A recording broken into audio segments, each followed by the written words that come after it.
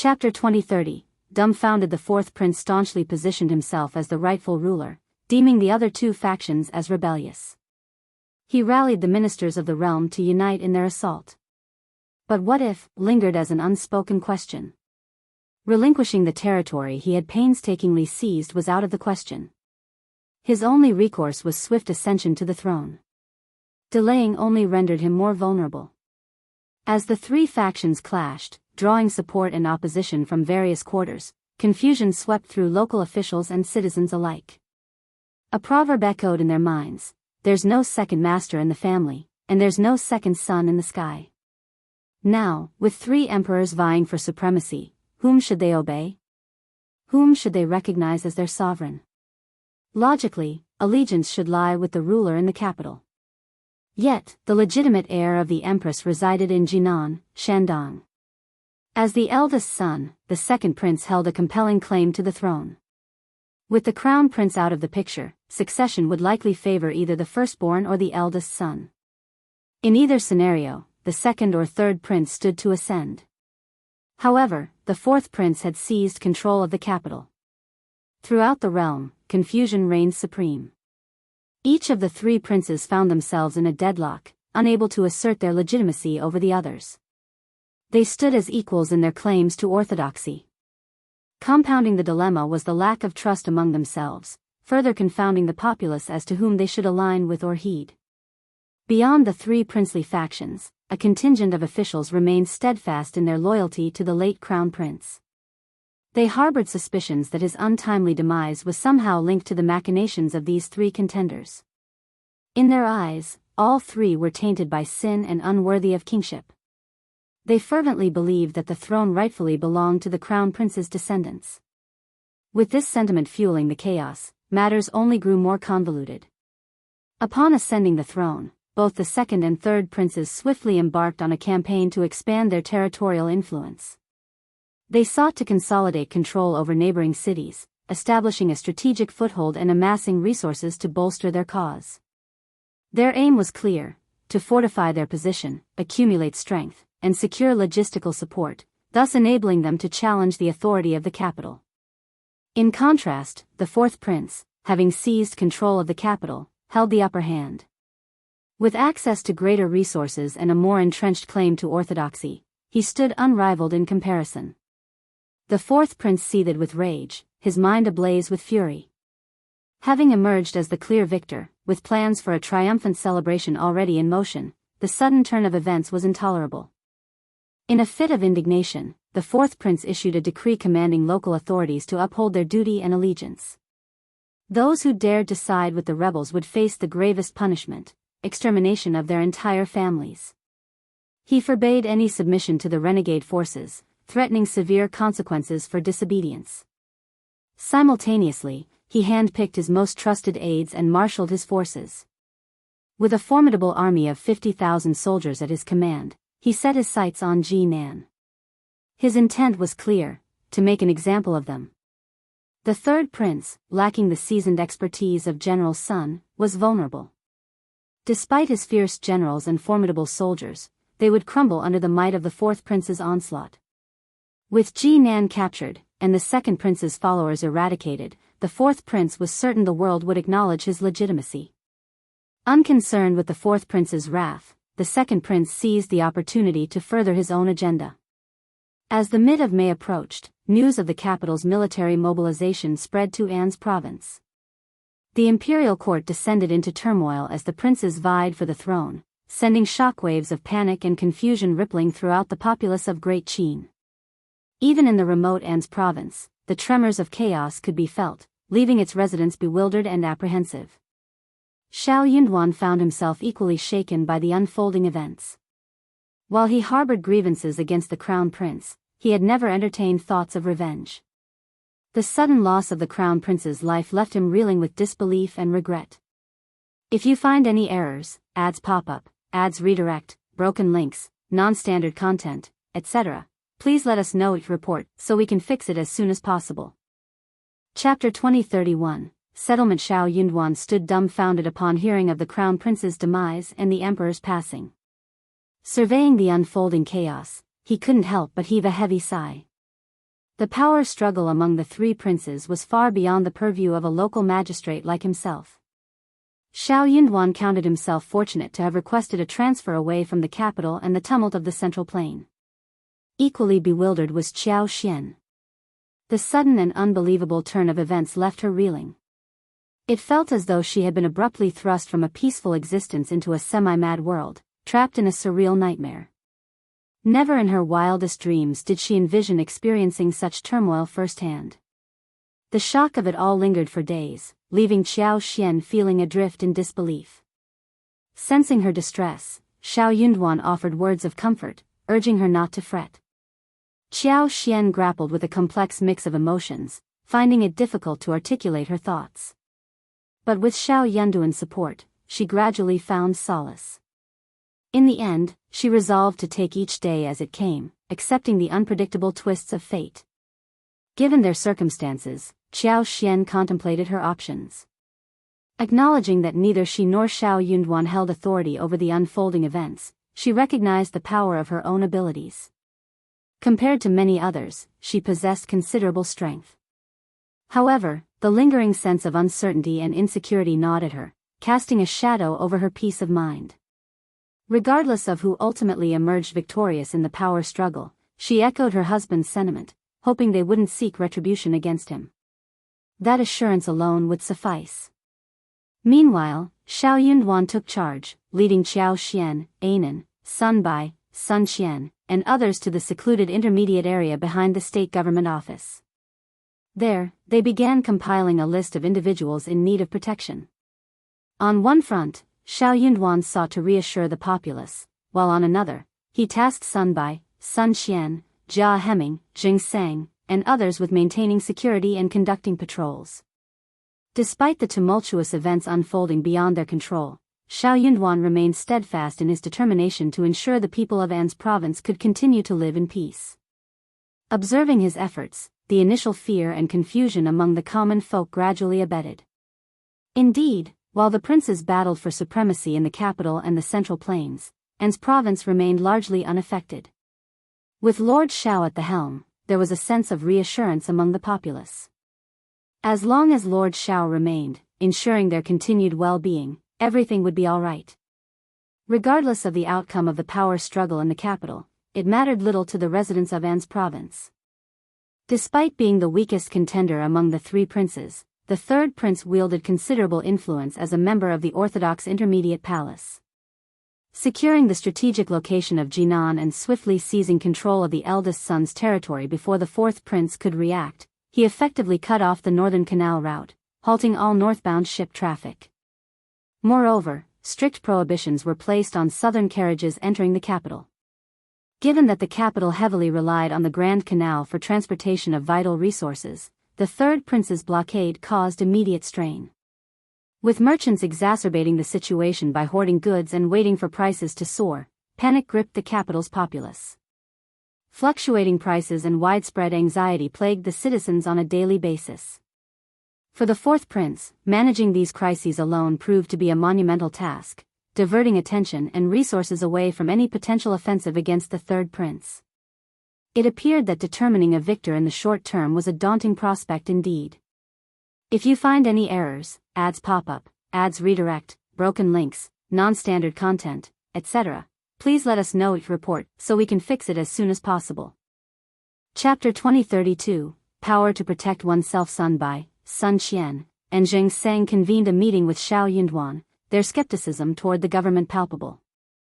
They had never truly identified themselves as public servants, their loyalty lay solely with Shao Yunduan. With the world on the brink of chaos and the three major powers engaged in conflict, they anticipated the emergence of opportunistic factions seeking to exploit the turmoil.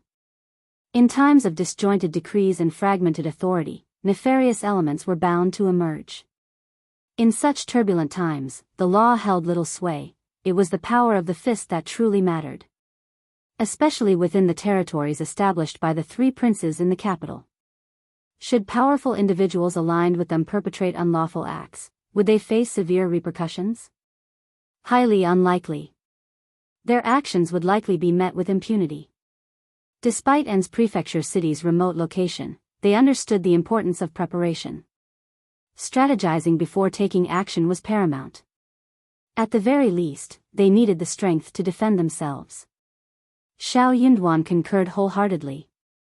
After deliberation, Jing Sang and Sun Bai took steps to bolster their ranks by recruiting numerous bailiffs for training. Additionally, they procured over 100 teenagers aged between 12 and 15. While a handful remained at Jing Sang's residence for training, the majority were discreetly dispatched to the ranch in Mealy Town for intensive training. In the event that someone sought to exploit the chaos and target Shao Yunduan, having additional manpower would undoubtedly prove beneficial. With the upper echelons in disarray, it wasn't just An's prefecture city expanding its personnel. Wherever feasible, local governments were expanding their ranks. Fortunately, Shao Yunduan had no shortage of funds, and the citizens of An's city held great confidence in him. The moment word got out about recruitment, countless young men eagerly flocked to the state office. With Sun Bai, Sun Qian, and others overseeing their training, these recruits were expected to excel in less than 3 months. Meanwhile, the conflict between the fourth prince and the third prince dragged on longer than anticipated, stretching into April of the following year, with Jinan facing imminent peril. Buoyed by his resolve, the fourth prince mobilized an additional 80,000 troops from the local area, intent on delivering a decisive blow to the third prince to bolster morale and assert his authority. Unexpectedly, the previously passive second prince, focused on development and aloof from the fray, chose this moment to take action. It was a bold and decisive move. They orchestrated the assassination of 2 generals loyal to the fourth prince and ambushed his reinforcements, effectively thwarting his plans. The defeat of the fourth prince's reinforcements dealt a severe blow to his campaign. Seizing the momentum, the third prince launched a counteroffensive, sallying forth from the city to engage in skirmishes with the fourth prince's forces. In a devastating blow, they decimated the fourth prince's troops and, crucially, set fire to their granary. The fourth prince teetered on the edge of fury, but his hands were tied. Fuming with rage, he assumed an orthodox stance and issued a decree calling upon the Northwest to dispatch their army to Jinan to quell the rebellion. To his dismay, the Northwest army remained unmoved. They cited manpower shortages and their steadfast commitment to border defense as reasons for their refusal to mobilize. The fourth prince's authority waned further as the Northwest army made it clear they would not heed the commands of any prince. In fact, they were reluctant to align themselves with any of the warring factions. Today, the intermediate generals of the Northwest army found themselves deeply indebted to the memory of old General Zhao. In times past, the venerable general had met a tragic end, unjustly accused and executed despite his distinguished service. His demise did not occur on the battlefield, but rather under the cloud of suspicion cast by the emperor, leading to the execution of his entire family. The generals couldn't help but shudder at the thought. Were it not for old General Zhao's impassioned plea to defend the northern borders and safeguard the peace of Great Qin's people, many among their ranks might have abandoned their posts and shirked their responsibilities. If you find any errors, ads pop up, ads redirect, broken links, non-standard content, etc., please let us know each report so we can fix it as soon as possible. Chapter 2033, Disheartened. How could this happen? They had braved the battlefield, risking their lives, only to meet their end under the emperor's blade. Why? Unbeknownst to the imperial court, the Northwest army had once come to the aid of old General Zhao. In truth, General Zhao's grandson had also been rescued, but fate did not smile upon the virtuous. The young scion of the Zhao family endured immense suffering in the depths of the prison and succumbed to illness soon after. With his passing, General Zhao retreated into the shadows, consumed by sorrow. Henceforth, his whereabouts became a mystery. None in the Northwest army ever laid eyes on him again. Even as the truth vindicated General Zhao and his kin, he remained elusive. It became widely accepted that General Zhao had departed this world. Had he been alive, he would have emerged, if only to safeguard the honor of the Zhao family. The Northwest army dispatched emissaries to the capital for the Zhao family's burial, but the palace also sent representatives. One particularly haughty eunuch looked upon the Northwest army's delegates with disdain. He showed no deference to General Zhao or his kin. Instead, he declared, "The Zhao family has benefited from our generosity, it is their fortune that the emperor has bestowed such favor upon them. They should express gratitude even in death and pray for the empire's eternal prosperity. The representatives of the Northwest Army seethed with anger. Some among them struggled to contain their volatile tempers, their restraint the only thing preventing an immediate eruption. Following this encounter, the Northwest Army's discontent with the imperial court deepened, and their disillusionment with the royal family intensified. Their duty at the northwestern border was not in service to the royal family but in obedience to the final directive of their esteemed general. Unless expressly relieved of their duty by the imperial court, they would stand sentinel over the palace.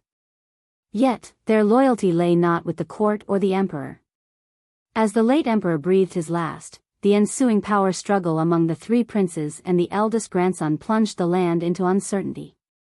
The Northwest Army observed with cold detachment, silently cursing their arrogance and disdain. The corruption within the great Qin imperial family festered openly. Now, the fourth prince presumed to wield them as pawns in his bid for power. Such audacity was met with incredulity. What delusions clouded his mind? Regardless of the royal infighting, the Northwest Army remained steadfast in their refusal to be embroiled. Their stance was clear: they would not lend aid to anyone. The Northwest Army's resolute rejection was met with the fourth prince's ire, yet his frustration found no outlet, for there existed no recourse against their principled stance. Not to mention the uncertain future, the fourth prince dared not even entertain the thought of confronting the Northwest Army. He refrained from addressing them sternly, fearing that any hint of provocation might drive these impetuous and brash men into the arms of another. The mere notion of their potential defection kept him awake at night. Thus, the fourth prince sought solace in asserting his dignity, clinging to the polite response he received from the Northwest Army. In his mind, this signaled their tacit acknowledgement of his authority. If they couldn't depart, they certainly wouldn't. The rumors of discord within the great Qin Empire were pervasive, impossible to conceal. It was likely that Qingdi, Beihu, and others were already aware. While Qingdi had maintained a semblance of stability in recent years, Beihu posed a genuine threat. Indeed, departure was not an option.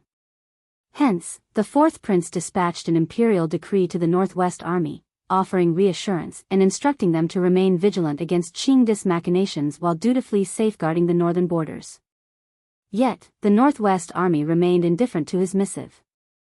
No amount of explanation from the fourth prince could alter the stark reality of their rejection. If you find any errors, ads pop up, ads redirect, broken links, non-standard content, etc., please let us know each report so we can fix it as soon as possible. Chapter 2034, The Fourth Prince's Awkwardness. Indeed, not only was the fourth prince rebuffed, but the Northwest Army remained unmoved by his overtures. As news of this defiance spread, a subtle shift occurred in the hearts of the populace. The once unassailable authority of the royal family and the emperor quietly crumbled. Suddenly, it seemed to everyone that even the emperor and his kin were merely ordinary. Complicating matters further was the deliberate and inadvertent entanglement of the second prince in the conflict in Jinan. The war evolved into a protracted struggle with no end in sight. In the capital, the fourth prince's grip on power steadily waned. Among the trio of princes, his position grew increasingly precarious. While he held the title of heir apparent, he remained the last in line for the throne. Although Beijing stood as their stronghold, its sustenance relied heavily on supplies from Jiangnan and the Central Plains. Deprived of these vital resources, Beijing's survival seemed uncertain. However, with the third prince ensnared in Jinan and the second prince entrenched in Xiangyang, the fourth prince's influence in the northwest dwindled. His jurisdiction spanned Hebei, Shaanxi, Hunan, and Shaanxi, yet these regions yielded meager harvests, offering little solace amidst the mounting challenges. Jiangnan, once teeming with prosperity and abundant resources, found itself isolated as the Grand Canal fell under the control of the third prince. Fearful of igniting further conflict and subjecting their people to suffering, officials dared not venture into the region, preferring to hunker down and pray that war would spare their territories. In this climate of uncertainty, local administrators like Shao Yunduan and Qiao Xian shared the sentiment of seeking refuge from the storm.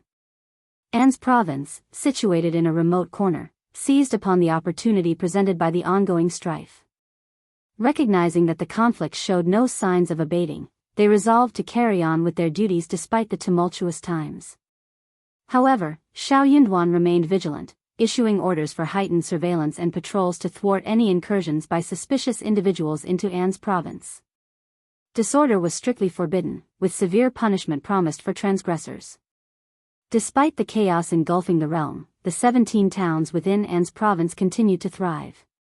The local populace understood that figures like Madame Shao, young Master Lu Zheng, and young Master Zhao would continue purchasing goods as usual, providing a semblance of stability amidst the turmoil. In response to the internal discord, the Yuezheng family bolstered their ranks with additional servants, including Zhao Shu. Skilled martial artists found themselves in high demand, their expertise invaluable in safeguarding business interests and ensuring the safety of merchants amid the precarious conditions of civil strife. Amidst the chaos of war, officials had little time or inclination to meddle in the affairs of others. Those unfortunate enough to fall victim to robbery could only lament their misfortune, for seeking recourse from the government often led to disappointment or even extortion. Thankfully, the conflict had not engulfed vast swaths of territory. While tension hung thick in the air, the economy continued to function relatively unimpeded, with the flow of goods remaining steady. For the bold and resourceful, there were ample opportunities to increase their wealth. Despite the upheaval, Qiao Xian had made it a habit to visit Liuhe Manor to assess the situation and stay for a few days. This year was no exception, despite the circumstances. Shao Yunduan, sharing the state of affairs with Jia Hemming, accompanied her on this journey. If you find any errors, ads pop up, ads redirect, broken links, non-standard content, etc., please let us know it report so we can fix it as soon as possible. Chapter 2035. The little fellow's memory is too good. With the lessons learned from previous excursions, Qiao Xian and her companions ensured they were accompanied by a sizable retinue of guards wherever they traveled. This time, Ai and Wu Guan led a contingent of 40 guards to provide security. Staying at the foot of Liuhe Manor for 4 days and 2 days atop the mountain, Qiao Xian and her party meticulously explored every nook and cranny. They ventured into the nearby mountains, returning with a bountiful harvest. Over the past few years, coupled with Qiao Xian's extraordinary abilities, Liuhe Manor had undergone significant transformation. The trees lining the roads had flourished, forming a verdant canopy that provided shade and coolness, particularly welcome in the heat of summer. Peering through the carriage window, it felt as though they were traversing through a lush, green tunnel. In a few years' time, Qiao Xian envisioned this canopy evolving into a proper tunnel. Moreover, extensive areas of land surrounding Liuhe Manor had been cultivated, yielding flourishing crops of medicinal herbs. The fruit trees planted throughout the estate, including jade orchids, camphor, inxing, willows, locusts, and elms, thrived with vitality, their branches heavy with promise. The chicken and duck farms buzzed with activity, bustling with life. Following 2 years of careful stewardship, the mountain streams boasted pristine water quality and a thriving ecosystem. As long as farming practices adhered to standards and hygiene protocols were diligently maintained, accidents were rare. Year after year, the poultry farms yielded plentiful eggs and duck eggs. The variety of fruit trees dotting the landscape flourished, their branches laden with the promise of harvest. In spring, the mountains burst forth with a riot of blossoms and burgeoning fruits. By May and June, loquats, bayberries, green plums, apricots, regular plums, and several varieties of peaches ripened, while kiwis, mangoes, passion fruits, oranges, persimmons, dates, grapes, pomegranates, dragon fruits, hawthorns, pears, and more thrived, dangling from branches in vigorous abundance. The journey from the foot of Liuhe Manor was imbued with a sense of familiarity and joy, each step seeming to radiate contentment. Every outing was a cause for celebration, with Anan, in particular, relishing the chance to venture beyond the estate's borders. Yet, with each departure, reluctance hung heavy in the air. This year was no exception. As they settled into the carriage, Anan's tears flowed freely, unwilling to bid farewell to their idyllic retreat. Qiao Xian gently comforted him, promising a treat of delicious desserts upon their arrival in the city. Only then did Anan's tears subside. In An's prefecture city, 3 dessert shops owned by Yuezhing Shao delighted patrons with an array of delectable treats. Among Anan's favorites were poplar dew, egg custard, milk pudding, and more. Fortunately, Qiao Xian's farm boasted ample dairy production, ensuring a steady supply of ingredients for these indulgent delicacies. Transporting milk from the ranches in Mili Town posed logistical challenges, prompting Qiao Xian to establish a ranch in a mountain valley near the suburbs. Regular rotations between this outpost and Mili Town ensured a steady supply of milk to meet daily demands. As the wagon rolled into An City, Qiao Xian and Shao Yunduan prepared to escort Anan back home. However, the young boy's spirits suddenly soared, his eyes sparkling as he addressed Qiao Xian, "Mom, I want pudding and mango dew." Qiao Xian and Shao Yunduan exchanged helpless glances, unable to contain their amusement. There was no fooling him, Anan's memory was remarkably sharp. If you find any errors, ads pop up, ads redirect, broken links, non-standard content, etc., please let us know each report so we can fix it as soon as possible.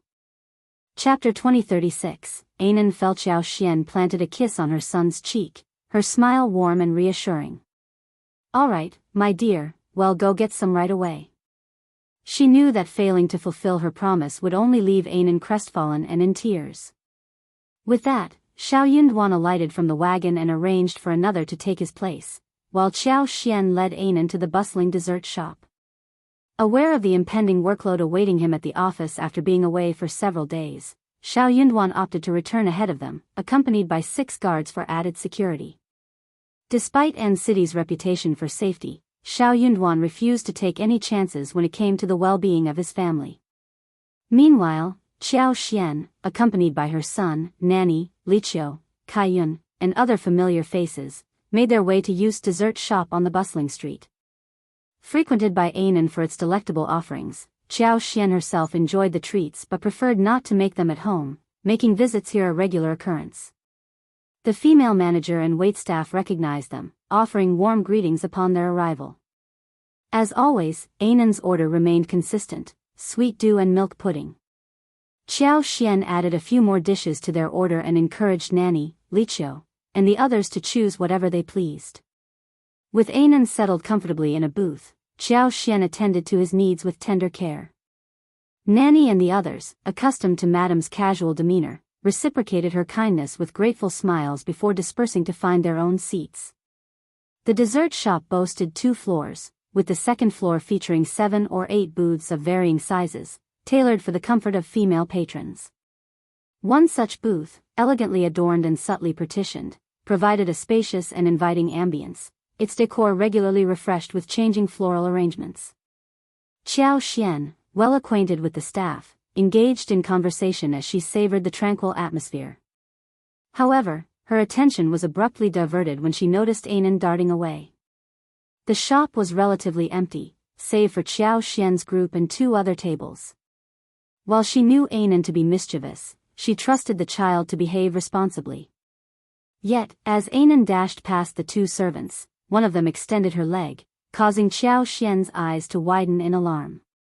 "Anan," she exclaimed, her voice ringing out across the shop.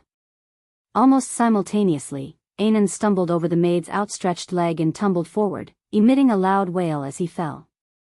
Qiao Xian's cry of alarm drew the attention of Zixian, who had been engaged in conversation with her. Following Qiao Xian's gaze, Zixian witnessed the unfolding scene. Meanwhile, the other maid, engaged in quiet conversation with her mistress, lifted her head in surprise as Anan's cries disrupted the tranquility. Observing the unfortunate spectacle, the mistress couldn't suppress a giggle, finding amusement in Anan's misfortune. The maid, relieved to see her mistress' mood lightening after days of melancholy, couldn't resist a disparaging remark directed at Anan. "I wonder which nobleman is so negligent that he can't even tend to his own child," she quipped, eliciting a chuckle from the maid who had inadvertently caused Anan's fall. Qiao Xian felt a surge of frustration and anger. Rushing to Anan's side, she scooped up the distraught child into her arms, offering him the comfort and solace he sought amidst his tears. "If you find any errors, ads pop up, ads redirect, broken links, non-standard content, etc., please let us know each report so we can fix it as soon as possible." Chapter 2037. Qiao Xian's anger. The impact reverberated through her body with such force that it seemed to echo from miles away. Her heart throbbed with pain, her veins pulsing with fury as her eyes blazed crimson. What a despicable woman! With a disdainful frown, the lady shot a reproachful glance at Qiao Xian, her displeasure evident. Seizing the opportunity, the maid, who had been attempting to comfort her mistress, addressed Qiao Xian brusquely. "Madam, kindly step aside. Your presence is disrupting our Mississippi." At that moment, Nanny and the others rushed over, alarmed by the commotion. Concern etched across their faces as they inquired about the situation. Seeing Anan in distress only deepened their anguish. Qiao Xian pressed a tender kiss to Anan's forehead, soothing him with gentle words. Wiping away his tears, she entrusted him to Nanny's care, instructing her to take him downstairs. With no male guests present on the upper floor, Ai and the others remained below, unaware of the unfolding drama. Sensing Qiao Xian's simmering anger, Nanny cradled Anan in her arms, comforting him as they descended the stairs. There were some things Qiao Xian wished to shield Anan from witnessing. As soon as Nanny descended the stairs with Anan in her arms, Qiao Xian wasted no time in delivering a resounding slap to the maid who had caused Anan's fall. The maid recoiled, shielding her face as she let out a piercing scream. Startled, the young lady and her servant joined in the uproar, the former rising indignantly from her seat. "Why did you strike her?" she demanded, her voice quivering with fury. Qiao Xian regarded her with icy disdain, her lip curling in a sneer. With a swift motion, she delivered another slap to the maid's face, her gaze piercing as she pointed an accusatory finger. "Why did I hit you? Do you even comprehend the gravity of your servant's actions? Why don't you inquire about the misdeeds of this wretched creature?" The young lady seethed with rage, her entire frame trembling with indignation. To have her maid publicly humiliated in her presence was a flagrant disregard for her authority as mistress. Arrogant, insufferably arrogant. The maid's cheeks flamed red, swelling from the impact as she sobbed, pleading, "Miss, please stand up for me. I've done nothing wrong." Unable to bear the injustice any longer, Zixian interjected, her voice tinged with outrage. "Miss, are you blind to the truth? The young master posed no threat to you. Why then did you trip him as he ran past? He's but a child, and your actions were needlessly cruel." As the wife of the prefect, Qiao Xian commanded respect from the people of the prefecture. Having witnessed such injustice firsthand, Zixian felt compelled to speak out, unafraid of the consequences. There's no need to mince words. The maidservant's protestations were met with swift rejection. Yet, she persisted, crying out, "Stop slandering me. We're outsiders here. Your companion is clearly biased against us outsiders. I didn't trip him at all. He's just a child. Why would I even bother arguing with him? It's obvious he was the one being careless." "Ah." Qiao Xian silenced her with two more resounding slaps, her voice laced with condemnation. "You dare deny it, wretched creature. Zixian and I witnessed your deeds firsthand, and we stand by our account. Who do you think you are? You're not even worthy of my scorn." At that moment, two other young women, accompanied by their maidservants, approached, their disapproval evident. Having witnessed the incident themselves, they couldn't help but admonish the maidservant. These two women were mothers, unfamiliar with Qiao Xian but nevertheless disgusted by the maid's behavior. Lu Ying, the maidservant, seethed with resentment, her tears flowing even more profusely. "Yuan's prefecture city people are bullies. Absolute bullies. You twist the truth to suit your own ends. I didn't do it, I swear." Tang Fanghua, one of the young ladies, bristled with anger. "Is there no rule of law for nobility? How can you act so unreasonably? A gentleman resolves disputes with words, not violence. Your behavior is utterly reprehensible. If you find any errors, ads pop up, ads redirect, broken links, non-standard content, etc., please let us know each report so we can fix it as soon as possible." Chapter 2038, Just Domineering. Qiao Xian's gaze pierced her with icy disdain. How dare you invoke the law? Are you the sole arbiters of wrongdoing? If this individual refuses to confess, apply pressure until she yields. His directive was clear as he cast a pointed glance at Qiao, Kaiyun, and Kaiyue. What are you waiting for? Act. Enraged by the audacity, Qiao and her cohorts needed no further encouragement. With a curt affirmation, they advanced to administer punishment upon Levying. Witnessing the altercation, the two young mistresses and their attendant recoiled in astonishment, swiftly retreating to the sidelines. Their exchanged glances betrayed a mixture of shock and vindication. It was a fitting retribution. Such impudence warranted swift justice. Tang, Fanghua and Levmay's cries of terror pierced the tense atmosphere. Levmay instinctively shielded Tang Fanghua, offering no assistance. In a sudden surge of defiance, Tang Fanghua fixed Zixian with an accusatory glare. Is this how your establishment conducts its affairs? Allowing customers to be subjected to such mistreatment? What kind of business model is this? Who would dare to patronize your establishment after this? With newfound resolve, Levmay joined in, urgently calling for the shopkeeper. Downstairs remained still, as per Qiao Xian's instructions to the nanny to bar any intruders from ascending. Her words held weight. After all, Qiao Xian had a stake in the dessert shop, effectively making her its proprietor. Observing the lack of movement from below, Zixian couldn't feign ignorance. Miss, it's evident, he asserted, while genuine patrons are always welcome, those with ill intentions find no place here. Such customers hold no value for us. The retort ignited Tang Fanghua and Levmay's fury. Meanwhile, Levying bore the brunt of Qiao and her accomplices' assault, enduring a barrage of pinches and hair-pulling, reducing her to a pitiful state. Initially defiant, she now sobbed uncontrollably, her cries for help punctuating the chaos. Miss, please, save me. Miss, help. But what recourse did her mistress have? Tang Fanghua remained aloof, wary of becoming a target herself amidst the escalating confrontation. Caught in a quandary, she grappled with the dilemma of intervention. Even if she could regain her dignity later, it would not change the fact that she might be in a sorry state and suffer. However, Levying was humiliated and bullied like this in front of her master. This made her feel extremely embarrassed. This was no different from slapping her face again and again. Enough. Tang Fanghua snapped and looked at Qiao Xian with a livid face. Madam, it is better to leave a way out.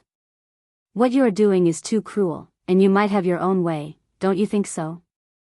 Qiao and the others didn't care about her scolding at all. Their hands and mouths didn't stop at all. They held Levying and interrogated her. Qiao Xian's cold gaze bore into Tang Fanghua, a disdainful smirk curling her lips. Threaten all you want. I'm not intimidated. Levmay's patience snapped, her voice rising in anger. If you're not afraid of our mistress, then fear the Lord Prefect. She's kin to him. The declaration halted Qiao and her cohorts in their tracks, their expressions a mix of shock and disbelief directed at Qiao Xian. Even Zixian found himself taken aback, casting a perplexed glance at Tang Fanghua and her servant. Qiao Xian herself was caught off guard by the unexpected revelation. Such audacity from this source was beyond expectation, bordering on terrifying. With a pointed look at the bewildered duo, Qiao Xian motioned for Zixian to escort them downstairs. If you find any errors, ads pop up, ads redirect, broken links, non-standard content, etc., please let us know each report so we can fix it as soon as possible. Chapter 2039, Lord Shao's relative. Since it involved Shao Yunduan, Qiao Xian was adamant about maintaining confidentiality. Although the two young ladies were engrossed in the spectacle, they were compelled to depart as the protagonist barred their viewing. For some inexplicable reason, Qiao Xian exuded such authority that they felt a twinge of fear. When Zixian escorted them downstairs, she divulged Qiao Xian's connection and cautioned them to uphold secrecy, refraining from disclosing any inappropriate information. The two young ladies were utterly shaken. How could they dare to prattle about the 8 trigrams? They fervently pledged to maintain silence and hastily departed. It was no surprise that woman possessed such a commanding presence. She happened to be the prefect's spouse. TSK, she had it coming. Her attendant had mistreated Lord Shao's heir, and even Lord Shao's kin couldn't intervene. Tang Fanghua and her attendant sneered, finally assuaging their indignation. May believed her words had rattled Xiao Xian and the others, fueling her smugness. She huffed, apologize, and all will be forgiven. Otherwise, humph. Xiao Xian shot a glance at Qiao and remarked composedly, has this individual confessed?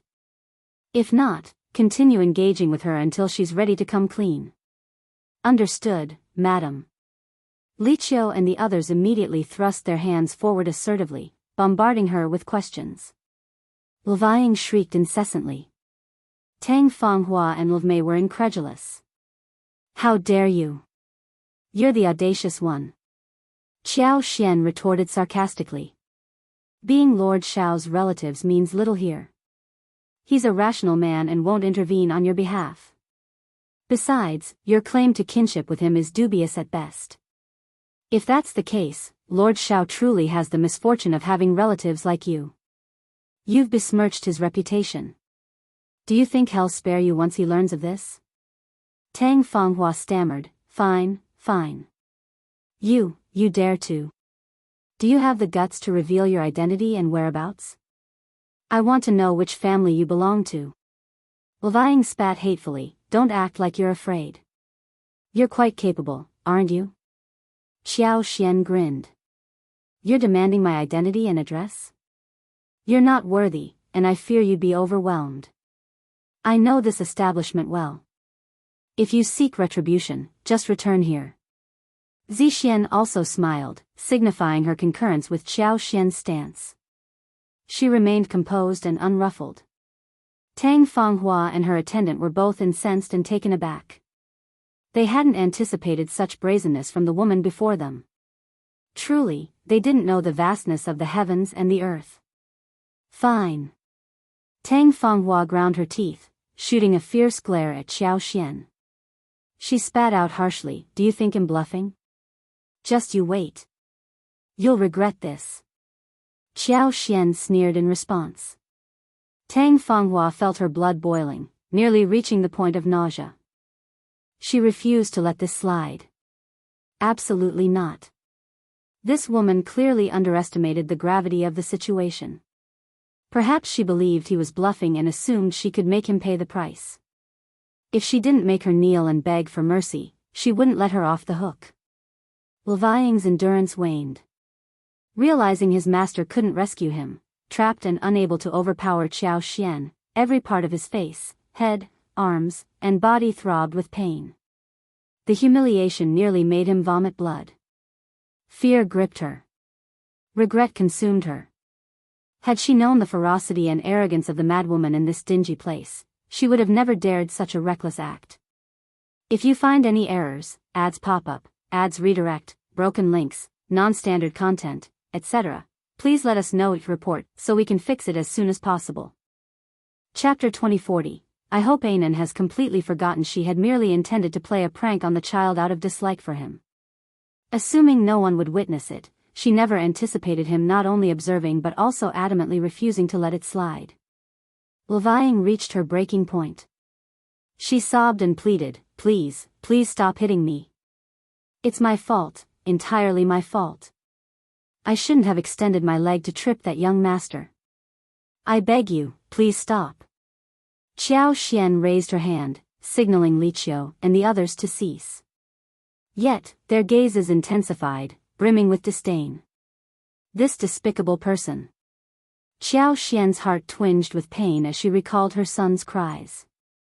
She uttered icily, why did you do it? Levying felt too ashamed to admit her motive but lacked the courage to remain silent. Tearfully, she stammered, I was just feeling bored and wanted to play a prank, ah. Qiao couldn't restrain herself and delivered another slap. How dare you jest at the expense of our young master? What kind of vile person are you? Taking a deep breath, Xiao Xian fixed them with a cold glare. I won't argue with you today, but mark my words, your recklessness will lead to your downfall. Leave now. Tang Fanghua and her attendant were on the verge of exploding with fury. What did she mean by unlucky one day? Wasn't today unlucky enough? Anne's province truly proved inhospitable. Its residents were excessively tyrannical and overbearing. You need to consider the owner before disciplining a pet. My maid was merely jesting. If you hadn't neglected the child, none of this would have happened. Tang Fanghua shivered as Qiao Xian cast her a frigid glance. Apprehensive of another strike, Tang Fenghua's voice dwindled.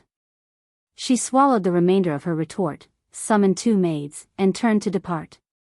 Just you wait, she vowed silently.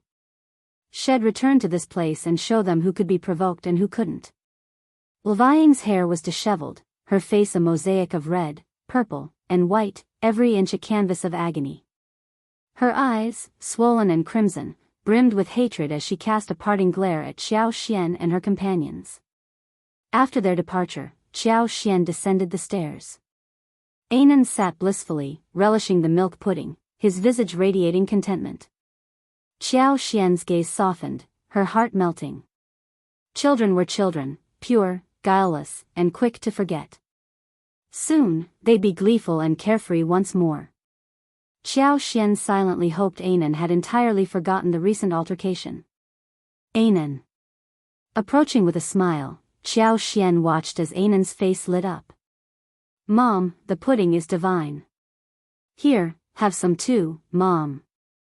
Sure, I'll have some too. If it's your favorite, then let's indulge together. With a smile, Qiao Xian settled beside Anan, gently clasping his small shoulders. After enjoying milk pudding and sipping strawberry juice with Anan, mother and son returned home.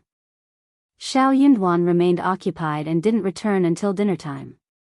By then, Anan had already retired for the night. Upon sighting Shao Yunduan, Qiao Xian felt the previously quelled grievances resurface, overwhelming her emotions. Sensing her distress, Shao Yunduan was taken aback. He grasped her shoulders, his expression filled with concern. What's wrong? Who dared to mistreat you, my dear wife? If you find any errors, ads pop up, ads redirect, broken links, non-standard content, etc., please let us know each report so we can fix it as soon as possible. Chapter 2041, Your Relative, Your Relatives. Shao Yunduan found himself torn between amusement and concern. Though he didn't fully grasp his wife's words, her unhappiness was evident. Drawing Qiao Xian into his embrace, he gently patted her back. I wouldn't even know how to mistreat my wife, let alone any relatives. No relatives, absolutely none. Please don't be upset, my dear. Qiao Xian couldn't help but chuckle as she lifted her head from his chest. But she insisted she was your relative. Shao Yunduan, my dear, he felt even more bewildered. Qiao Xian ceased her teasing and recounted the day's events, her anger and distress evident in her voice. Shao Yunduan shared her shock and heartache, feeling increasingly perplexed. Who on earth would fabricate such a colossal lie? My wife shouldn't have let them leave. We should have Ai and the others apprehend and interrogate them. What kind of servant shared the same master? A maid who would mistreat a child merely for a jest was undoubtedly nefarious. One could surmise that her master was no better.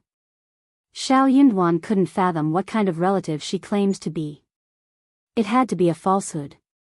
Hearing his suggestion, Qiao Xian felt a pang of regret. Indeed, she shouldn't have allowed her to depart. Who knew what she might attempt next? What if she perpetrated something under the guise of being the prefect's relative in the nearby city? However, if she dared to do so, word would inevitably reach the authorities, and she wouldn't escape unscathed. Whether she's deceiving us or not, the truth will come to light soon. She won't be as bold in front of me. She'll slip up again, Qiao Xian asserted. Shao Yunduan's gaze hardened. That's for certain. I won't let her off easily. After a brief pause, she couldn't help but inquire, is Anan all right? Was he frightened? The mere thought tugged at his heartstrings. If the child hadn't drifted off, he would have held him close and comforted him.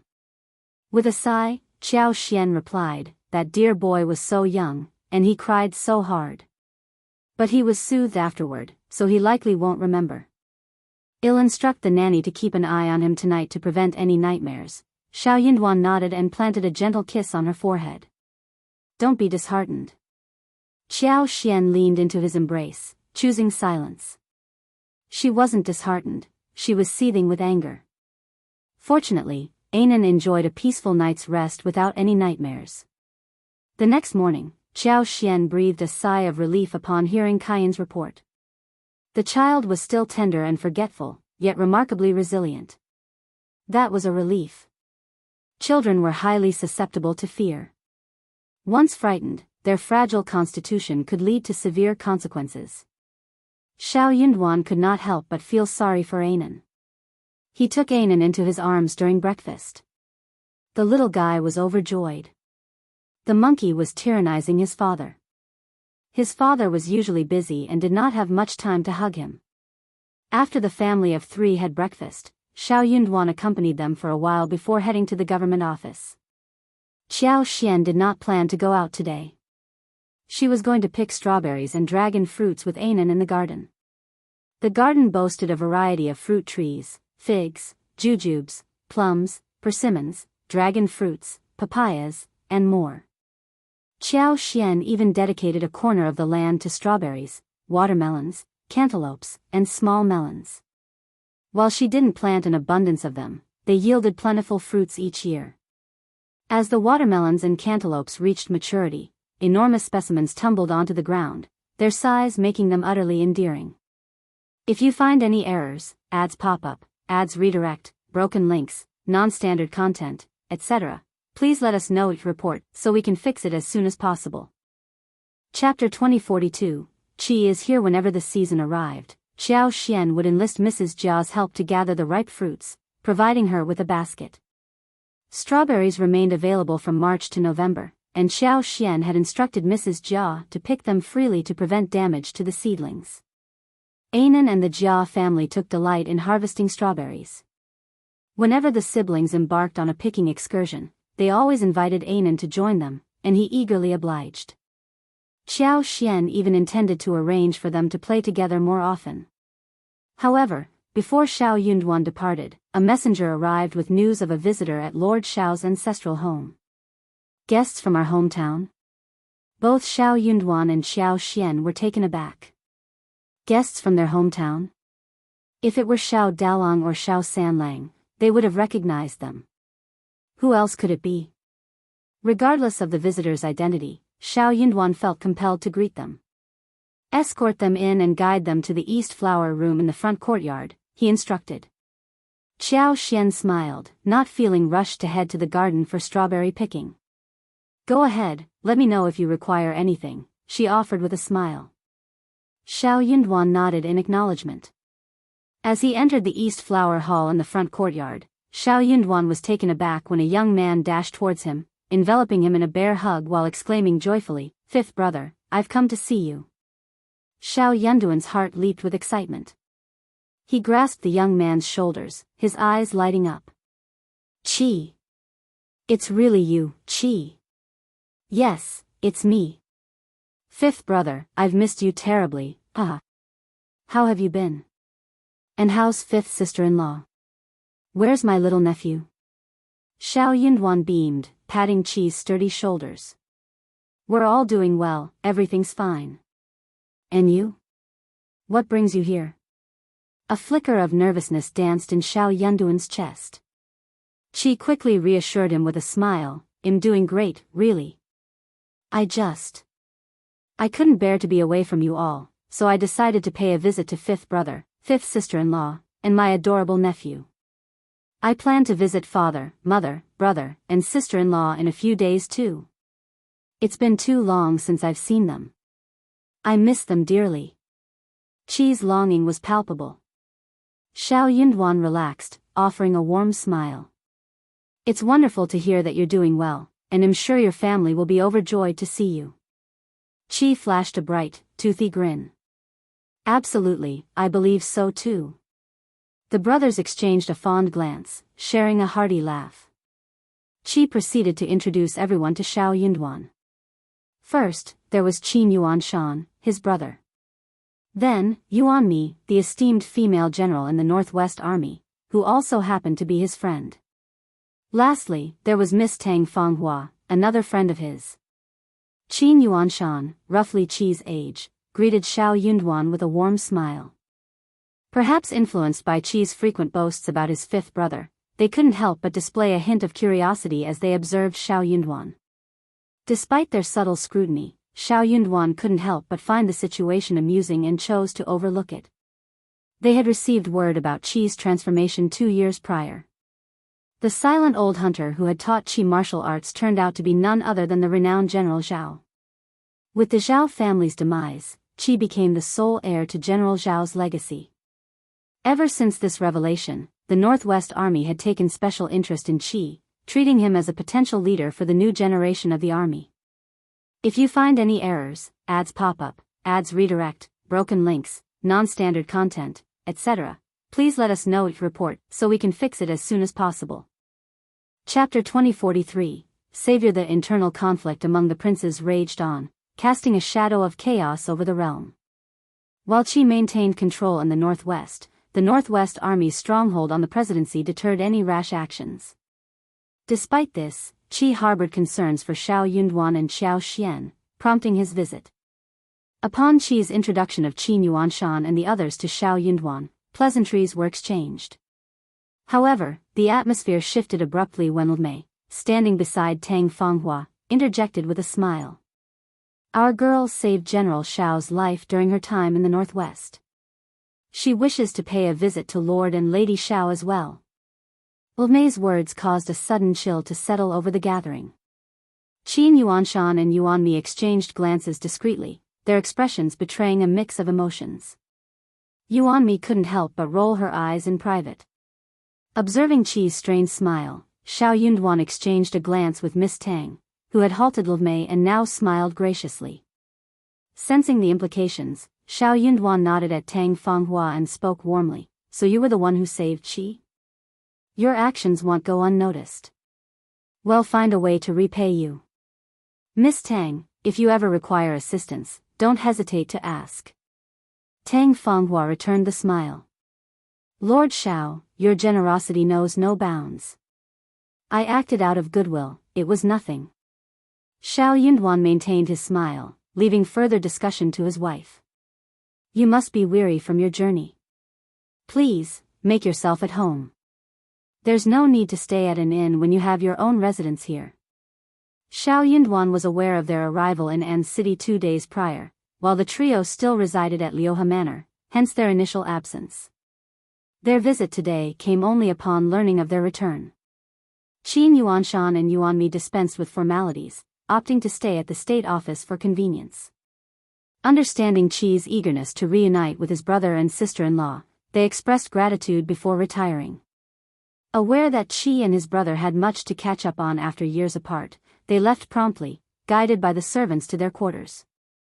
Tang Fanghua, however, insisted with a smile, "I'm not fatigued. I've had ample rest these past 2 days. Lord Shao, I wish to pay a visit to Madame Shao." Yuan Mi and Qin Yuanshan exchanged speechless glances. This woman had no sense of propriety. Why insert herself into their family reunion? Did she envision herself as a member of the Shao clan? What audacity! Even if she saved Qi's life, without his affections, she couldn't force a marriage. Qi had rebuffed her advances countless times, yet she persisted in her delusion. Shameless, truly. Yuan Mi was on the verge of intervening when Shao Yunduan nodded in agreement. All right. Yuan Mi struggled to find words, cursing Shao Yunduan inwardly for his shamelessness.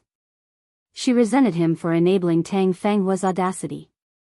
Surely, Shao Yunduan couldn't be oblivious to her true intentions. Qi was equally taken aback but remained silent. Tang Fanghua's face lit up with gratitude as she thanked him with a beaming smile. Thank you, Lord Shao. With that, Shao Yunduan led Qi, Tang Fanghua, and her 2 maids, Lvang and Lvmei, into the courtyard. Tang Fanghua and her servants rejoiced, unaware of the impending misfortune looming just around the corner. If you find any errors, ads pop up, ads redirect, broken links, non-standard content, etc. Please let us know your report so we can fix it as soon as possible. Chapter 2044. Why are you here? Shao Yunduan may have been unfamiliar with Tang Fanghua and her attendant, but he sensed her dubious intentions. He trusted his wife to handle the situation adeptly. Regarding the debt of saving her life, Shao Yunduan deemed it wise to resolve it promptly. Since Tang Fanghua openly expressed her desire to repay him, he decided to grant her wish swiftly. He didn't want Qi to be burdened by such an obligation. Wife. Shao Yunduan's voice exuded warmth and excitement. Look who's here. A broad grin illuminated Qi's youthful and handsome face as he eagerly approached. Fifth sister-in-law. It's me. I've come to see you and my nephew. Qiao Xian, engrossed in play with her son, was momentarily stunned. Qi was here? It couldn't be. Qi's presence filled her with astonishment and delight. Qi, you're really here. Qi beamed with happiness and pride.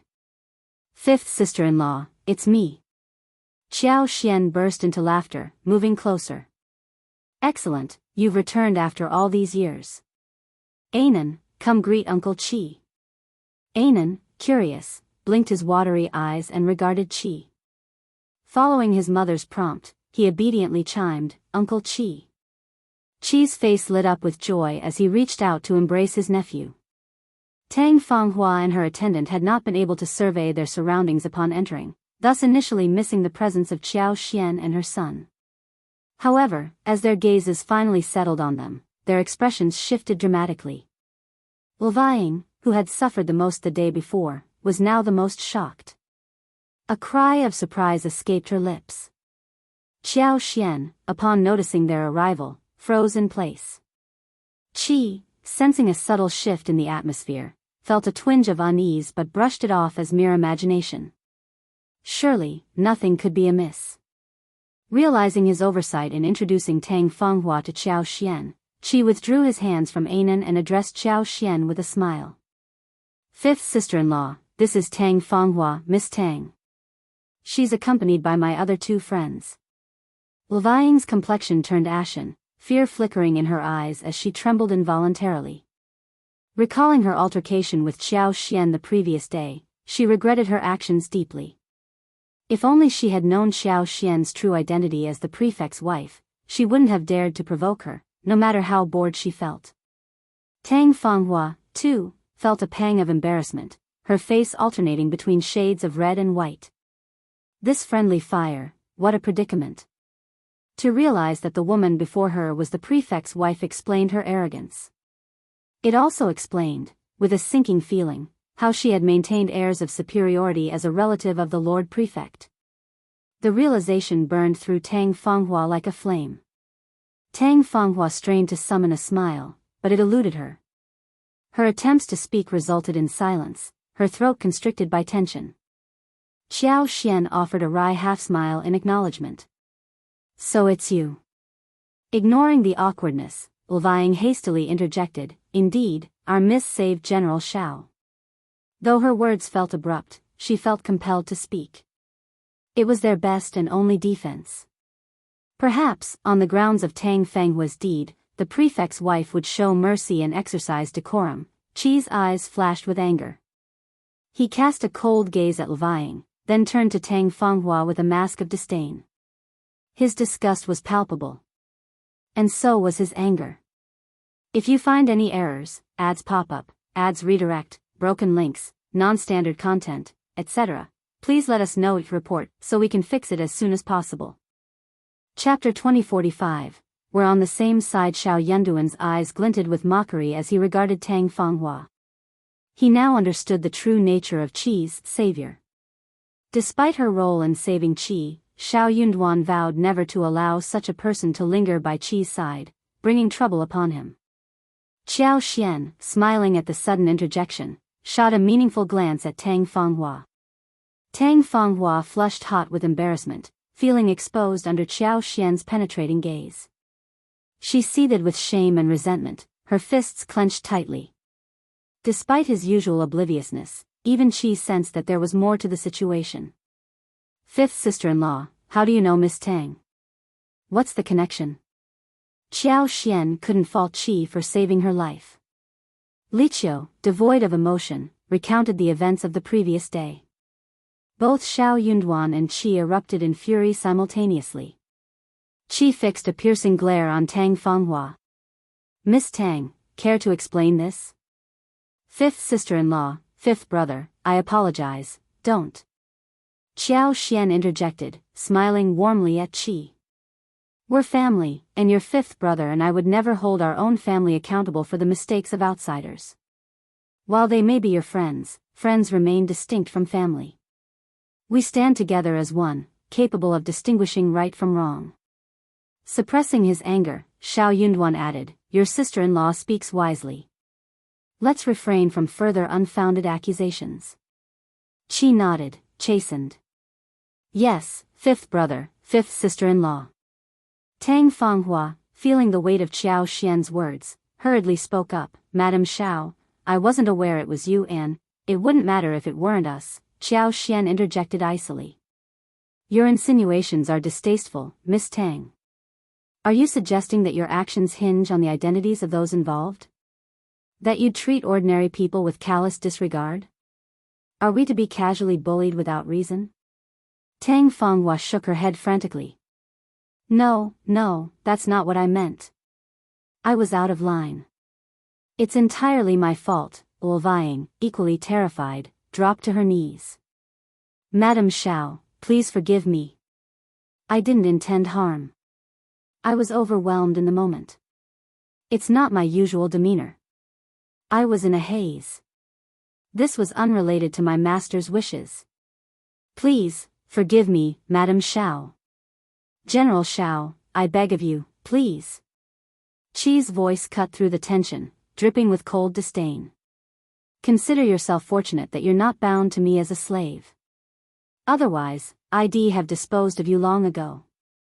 He had yearned to meet his nephew, only to discover that the child had suffered at the hands of this contemptible servant. The mere thought of it gnawed at his heart.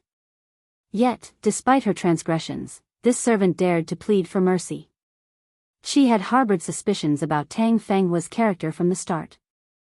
Nonetheless, out of gratitude for saving his life, he had turned a blind eye to her misdeeds, as long as they didn't cause significant trouble or lead to legal action. But now, her indulgence of her maid's cruelty toward his nephew shattered any semblance of tolerance he had left. Tang Fanghua was consumed by remorse. She had been apprehensive, uncertain if Shao Yunduan and Qiao Xian would accept her. If they favored her, perhaps she could appeal to them. She held his fifth brother and sister-in-law in high regard, their support might pave the way for her marriage with Qi.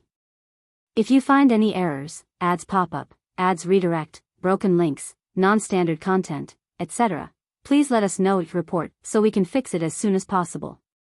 Chapter 2046, A dog using its master's power, but what if they don't like her? What should she do? Or perhaps, they hated her.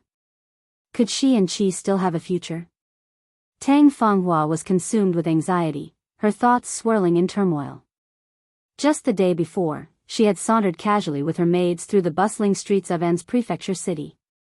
Spotting the renowned used dessert shop, she decided to venture inside. Little did she anticipate the twist of fate awaiting her. The very person she had been strategizing to win over had been deeply offended by her actions just yesterday. Recalling the harsh words she had uttered, she felt her face flush with embarrassment. Qiao Xian, too, felt stifled by the turn of events. Had she known, she would have had the nanny and Kaiyun take Anan elsewhere. She had hoped the incident from the previous day had blown over, but now, the unexpected resurgence left her feeling even more despondent. Despite her disdain for Ulvying, Qiao Xian restrained herself from retaliating, refusing to stoop to her level. She cast a calm glance at Tang Fanghua before speaking, well, abide by your decision. After all, she's under Miss Tang's authority. It wouldn't be appropriate for us outsiders to intervene. Qi's glare bore into Ulvying, a mix of guilt and anger brewing within him. He harbored a strong desire to reprimand her harshly. Under the weight of their collective gaze, Tang Fenghua's demeanor turned hesitant, her inner turmoil evident on her face. If she possessed even a modicum of intelligence, she would know what course of action to take. If her intention truly lay in marrying Qi, she would understand that she couldn't retain this maidservant. The Shao family wouldn't tolerate the presence of such a malevolent and abusive maid, especially one who targeted the vulnerable and innocent Anan. Tang Fanghua had no choice but to disassociate herself from Levying. Levying, too, grasped the severity of the situation. Prostrating herself on the ground, she turned to Tang Fanghua, pleading for mercy. Miss. I've been loyal to you. I recognize my wrongdoing. Please forgive me this once, considering my years of devoted service. I swear I'll never repeat it. Please, I beg of you, have mercy. Tang Fanghua gritted her teeth, her gaze piercing as she glared at Levying, her resolve hardening. Qi, incredulous, vented his anger. What's the use of keeping such a despicable servant, Miss Tang? Are you truly so attached? I've been faithful to you, miss. I've been faithful. Levying wailed, her forehead repeatedly striking the ground. Qi, seething with fury, averted his gaze, consumed by disappointment and guilt. He realized then that he and Tang Fanghua were fundamentally different individuals. The Shao family would never condone the presence of such malice. Their integrity wouldn't allow it. Finally, Tang Fanghua made her decision. With gritted teeth, she knelt alongside Levying. Lord Shao, Madam Shao, I deeply apologize to you both. It's entirely my fault. I failed to discipline Levying properly. While she's at fault, she doesn't deserve death. Please spare her. Qi's anger flared. Miss Tang, refrain from slandering her. When did my brother and sister-in-law indicate they wanted this servant dead? Tears welled in Tang Fanghua's eyes, her voice choked with emotion. I'm sorry, I spoke rashly. I promise to enforce strict discipline from now on. Such behavior will not be tolerated. If it recurs, there will be consequences. Please forgive me, Lord Shao, Madam Shao. After all, Levying has been by my side for so many years. We've shared hardships together. I simply can't bear to, if you find any errors, ads pop up, ads redirect, broken links, non-standard content, etc., please let us know your report so we can fix it as soon as possible. Chapter 2047, Everyone is Dumbfounded. Shao Yunduan was taken aback by Tang Fanghua's decision to defend Levying. While he couldn't help but feel a hint of admiration, it paled in comparison to his disgust for the servant's actions. Qi, equally surprised, resolved to defer to his fifth brother and sister-in-law's judgment, regardless of his own feelings. However, Qiao Xian's response caught everyone off guard. With a sneer, she spoke calmly, I'm protective by nature. My son is innocent and vulnerable, yet this wretch finds pleasure in tormenting him. Is she even human? Such innate cruelty cannot be tolerated. I demand her life. Miss Tang, will you stand against me for the sake of this vile creature? The room fell silent, everyone stunned by Qiao Xian's declaration. Levying, paralyzed with fear, forgot to shed tears. Her swollen eyes bore into Qiao Xian with a mixture of defiance and terror. Tang Fanghua's expression shifted from disbelief to condemnation. Despite her earnest pleas, Qiao Xian refused to relent. Why was she so merciless? How could she advocate for violence over a minor transgression? Moreover, as Qi's savior, shouldn't she show some respect? But Qiao Xian showed no inclination to accommodate Tang Fanghua. Instead, she sneered, I'm going to make an example out of this wretch right now. Miss Tang, I'm asking you one last time, will you grant me this request or not? Levying trembled with terror, casting pleading eyes towards Tang Fanghua, clinging to the hope of salvation. Tang Fanghua quivered, engulfed by remorse, though her regret harbored a hidden truth. She hadn't anticipated such resistance from the prefect's wife. Despairingly, she glanced at Qi, only to find him averting his gaze. Her heart chilled as tears welled in her eyes. Madam Shao, you're kind and compassionate. Despite this servant's faults, she's still a human life. I implore you, spare her. I pledge to discipline her rigorously from now on. Qiao Xian scoffed. Kindness is reserved for those deserving of it. Have you ever seen anyone extend kindness to a venomous snake? Tang Fanghua seethed with indignation. This humiliation was unbearable, a slap to her dignity. I won't spare her, Qiao Xian declared boldly. I'm determined to end this wretch's life. My husband holds sway in this city, and his word is law. Whatever I desire, I attain. If I demand her life, it's as good as done. Do you doubt me? Miss. Please, I beg of you. Spare me. Levying pleaded, her voice trembling with fear as tears streamed down her pale face. Tang Fanghua, swayed by Qiao Xian's confidence, appealed desperately, Madam Shao, do you truly wish to become a killer? Qiao Xian's sneer deepened. Do you misunderstand the value of human life? This servant callously harmed the eldest son of the prefect. Even if I were to administer her punishment, she would still deserve it, wouldn't you agree? Tang Fanghua choked back a sob, breaking out in a cold sweat.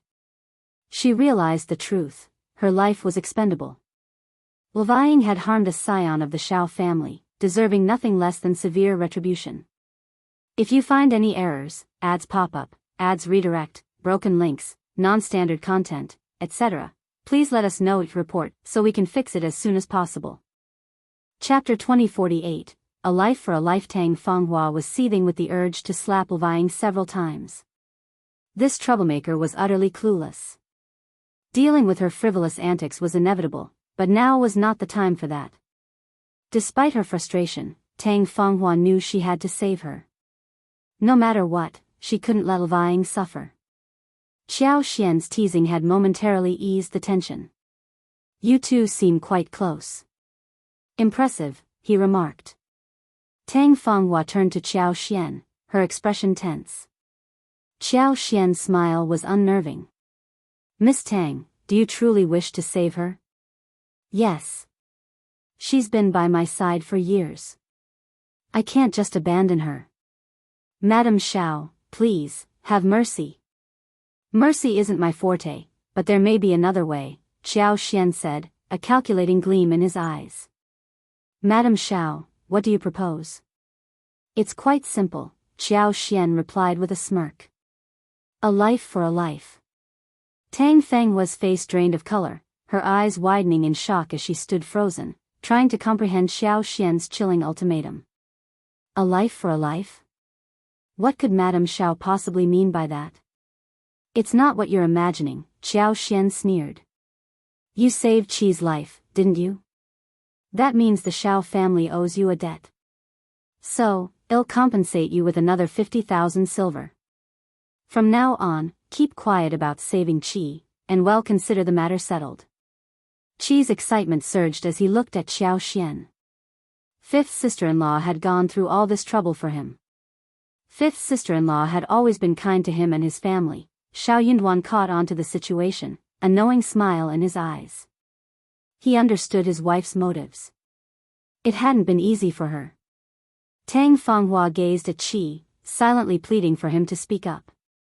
But Qi avoided her gaze, feigning ignorance. Tang Fenghua's heart sank with sorrow and desperation. She had saved him. Without her, he might not be alive today. Such a debt transcended earthly bounds. Could it truly be dismissed at her word? Could it be erased so easily? Why didn't he say a word? Why did he do this to her? Tang Fenghua's tears rolled down her face as she sobbed. She was very, very sad. Qiao Xian remained unmoved by Tang Fenghua's attempts to reason. Impatiently, he said, Miss Tang, what's your decision? I highly doubt the bond between you and your servant is as strong as you claim. Tang Fenghua's eyelids flickered with irritation. Fine, I agree. I won't mention saving your life again, but I refuse the money. That's not acceptable. You must accept the money.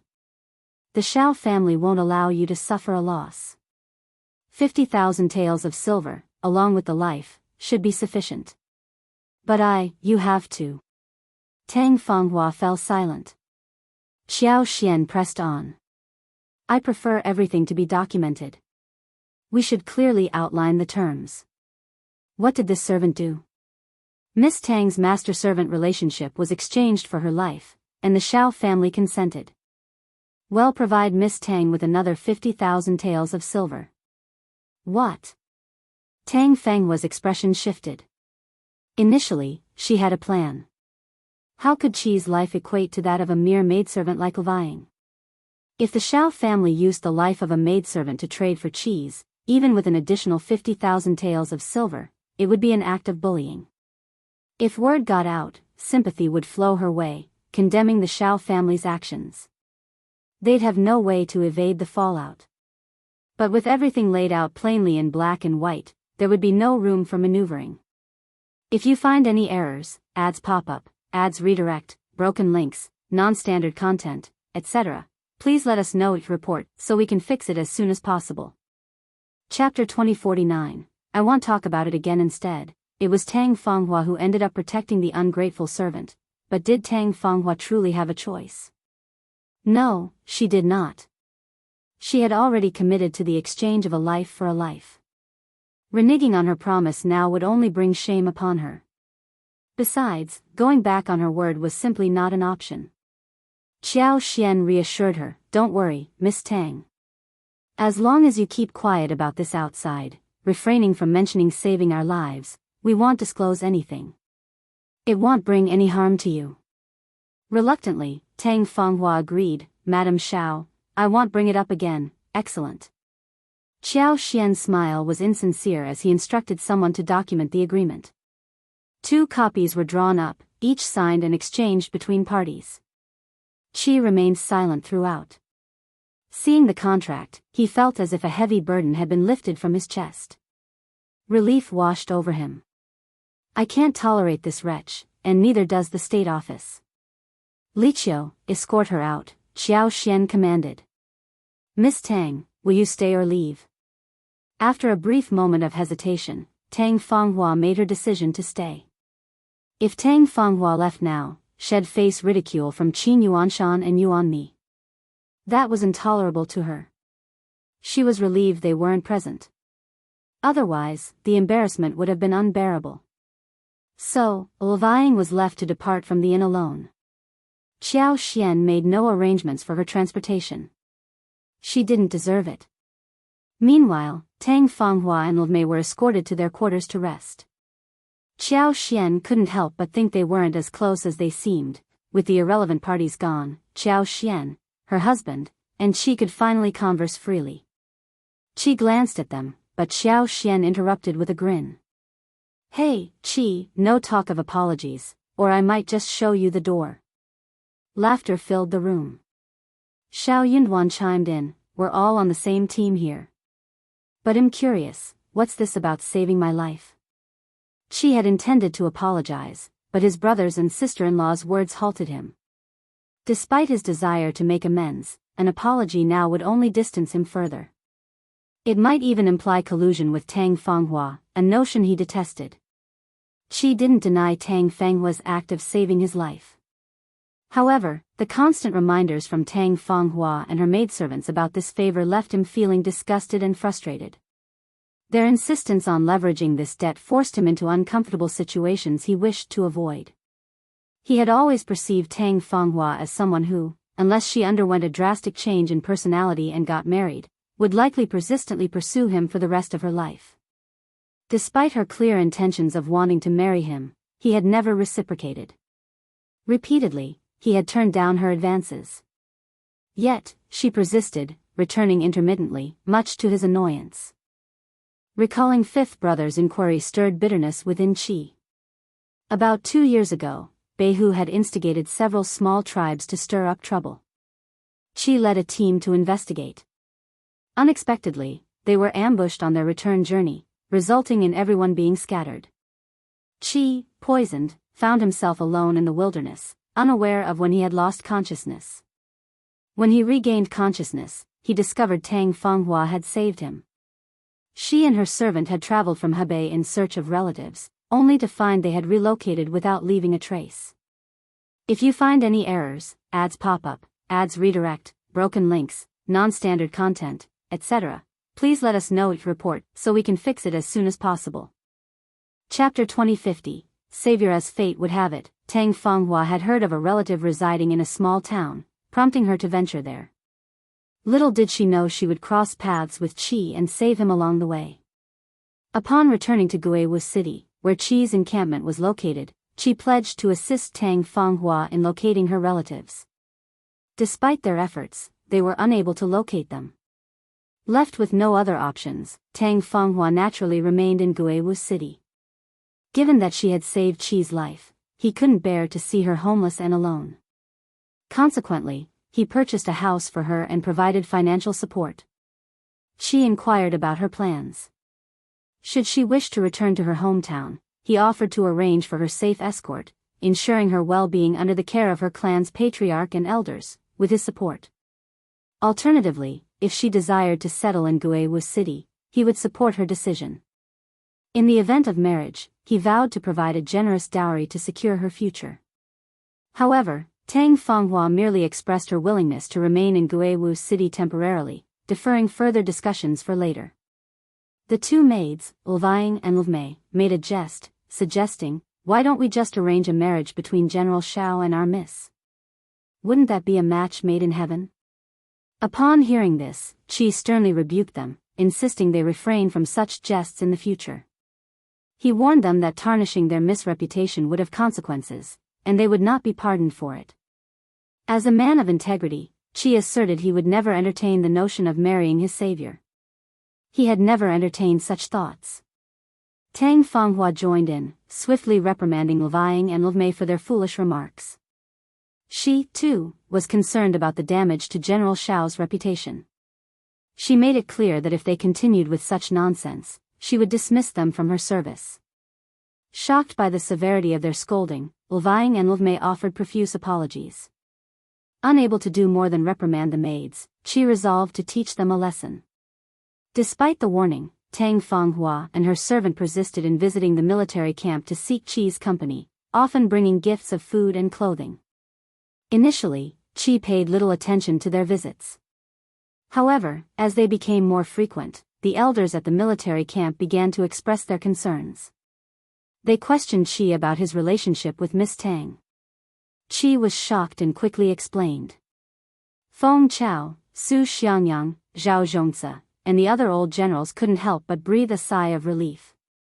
They were all astute individuals. How could they fail to discern Miss Tang's intentions? The conspicuous actions of the master and servant had made it common knowledge throughout the military camp and Guiwu City that she was Qi's savior. Frequently, she would visit to deliver items, often met with teasing and suggestive glances from onlookers. Each time, she would shyly deny any romantic involvement, insisting, "Don't talk nonsense," or "That's not true." But how different was this from tacit approval? It was evident that this woman harbored ulterior motives, exhibiting a cunning nature. Her schemes weren't straightforward. If Qi were to marry her, it might not bode well. Learning of this, Qi felt despondent. He barred them from visiting the military camp again, opting instead to send emissaries twice monthly. Should they require anything, they could communicate through them. Yet, Tang Fanghua remained evasive when questioned about her plans, prolonging the ambiguity. Luvang and Luvmei resumed their testing, heaping praise upon their young miss and subtly hinting at her affections for General Shao.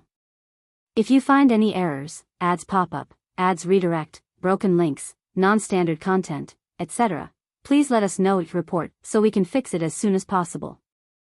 Chapter 2051, Really tired. Qi felt complicated when he heard that. He would never marry Tang Fanghua. He had never thought about this before, and the thought of it made him feel uncomfortable. Of course, he would not do it. However, this situation couldn't persist indefinitely. Especially when old General Su Xiangyang and other senior figures began to express concerns about the ticking clock of a woman's age. Delaying matters could leave Tang Fanghua labeled as an old maid. Qi knew he couldn't avoid addressing the issue forever. Yet, despite their efforts, including those of the senior figures and their spouses, Tang Fanghua remained unyielding. She rejected all matchmaking attempts. In a bid to quash any romantic notions between Qi and Tang Fanghua, the group concocted a plan to make them sworn siblings. It seemed like an ideal solution at first. However, Tang Fanghua vehemently opposed the idea. She desired to be Madame Shao, not a sworn sibling. Despite the pressure, she stood her ground, insisting she wasn't worthy of being sworn siblings with General Shao. Her refusal was unwavering, and no amount of coercion could sway her. Frustrated, they had no choice but to let the matter rest. Their collective indignation was palpable. Dealing with Miss Tang proved more exhausting than battling Beihu warriors. Truly, she was a formidable opponent. Facing internal conflicts was draining. Qi grew concerned for fifth brother, fifth sister-in-law, and his family. After deliberating with the old generals, he decided to return home to visit them. To Qi's surprise, Tang Fanghua expressed a desire to accompany him. She claimed admiration for Lord Shao and Madame Shao, wishing to meet them. Qi's agreement to her request stemmed from his intention to seek advice from his family on handling her. Thus, he acquiesced. However, traveling alone with her was out of the question. Even with servants and attendants, it wouldn't suffice. Therefore, he enlisted Qin Yuanshan and Yuanmi to accompany them. Qin Yuanshan and Yuanmi harbored their own reservations toward Tang Fanghua, so they readily agreed. Learning of their inclusion, Tang Fanghua and the others didn't seem too pleased. Qi poured out his troubles in one breath. Fifth brother, fifth sister-in-law, what should we do about this? Shao Yunduan grew irritated. Look after yourself. You can't marry her, and don't let her scheme against you. I understand. Qiao Xian interjected with a smile. Now that the debt has been settled, you needn't feel burdened. Simply send her back to her hometown. If she's clever, she'll understand what to do. Shao Yunduan nodded in agreement. When you depart, you needn't take her with you. I'll arrange for someone to escort her back home. Though Qi was eager to comply, he hesitated. But what if she refuses? Shao Yunduan sneered. It's not her decision to make. Qiao Xian chimed in with a smile. Qi, you're too kind-hearted. It's understandable to feel uncertain in such a situation, especially with Miss Tang's position. You'll learn to handle it better. It was unusual for Qi to not be coerced into agreeing with Miss Tang's wishes. After all, he had saved her life. It was natural for him to feel hesitant. Grateful for his brother and sister-in-law's support, Qi felt a wave of relief. With them in charge, he could finally relax a bit. If you find any errors, ads pop up, ads redirect, broken links, non-standard content, etc., please let us know each report so we can fix it as soon as possible. Chapter 2052, Why Isn't He Here? The joy of reunion soon eclipsed their earlier conversation. The three of them immersed themselves in catching up and discussing various topics. Qi relished the moment as he finally embraced Anan, enjoying their time together and sharing hearty laughter. After a while, Qi's luggage arrived from the inn. He directed someone to bring in the wooden box containing gifts for Shao Yunduan and Xiao Xian. He presented Xiao Xian with a box of gemstones, 2 white jade thrones, and a pair of jade lion paperweights for Shao Yunduan.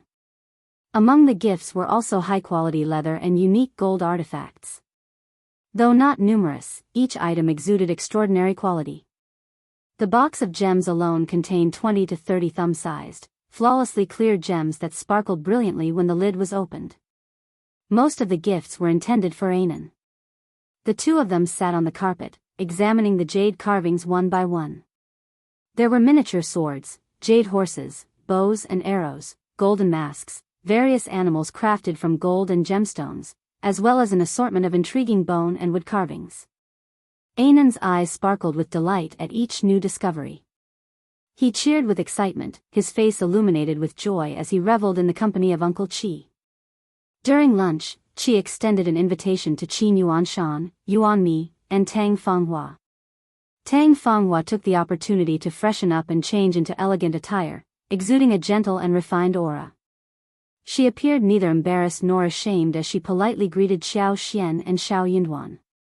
Impressed by her demeanor, Qiao Xian and Shao Yunduan exchanged a knowing glance. This woman possessed a formidable presence. Her composed demeanor only served to amplify Qi's discomfort in her presence. Qin Yuanshan and Yuanmi were taken aback to see only Lilmei accompanying Tang Fanghua, particularly Yuanmi. As for Tang Fanghua's two maidservants, their behavior had been increasingly erratic. Whenever Tang Fanghua engaged in conversation with Qi, they would interject, seemingly insinuating a rivalry for Qi's attention. Yuanmi was infuriated by their antics and would have reprimanded them if not for Qin Yuanshan's intervention. Qin Yuanshan repeatedly intervened, urging Yuanmi not to stoop to the level of arguing with mere servants. Such behavior would only demean them. Despite the maid's arrogance, Qin Yuanshan assured Yuanmi that their arrogance would inevitably lead to their downfall. For now, they should simply observe and wait. While she didn't want Qi to face any trouble, she acknowledged Tang Fenghua's debt of gratitude toward him. Qi was the sole heir of old General Zhao, who had aided Tang Fenghua's family. Thus, if Tang Fanghua didn't mind their presence, Yuanmi would tolerate it. Nonetheless, she simmered with anger. The absence of levying, particularly in Qi's household, roused suspicion. Why wasn't she present to curry favor with Qi's sister-in-law?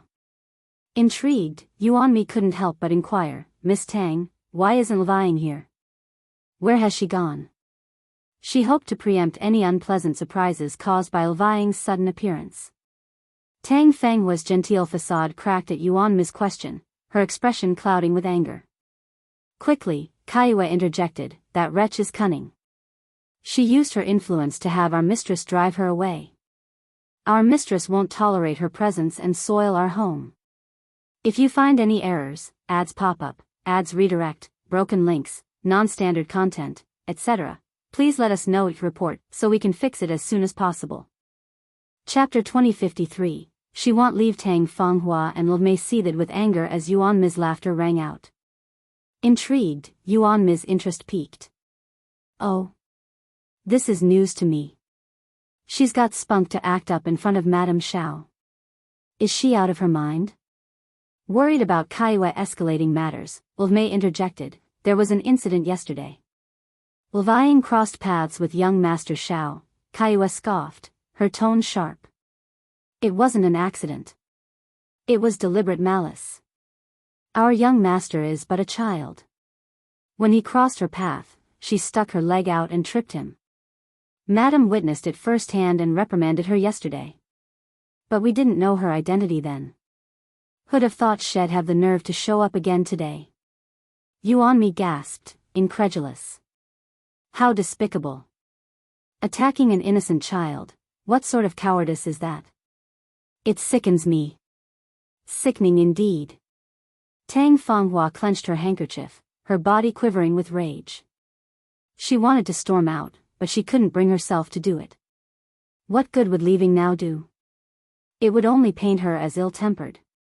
Better to endure, albeit gritting her teeth, than to worsen her standing in the eyes of Lord and Madame Shao. "It's my fault for not disciplining him properly. I apologize sincerely," Tang Fanghua admitted, her voice heavy with remorse. Yuanmi couldn't resist a sneer. "Finally acknowledging your shortcomings, huh? It's a rare sight."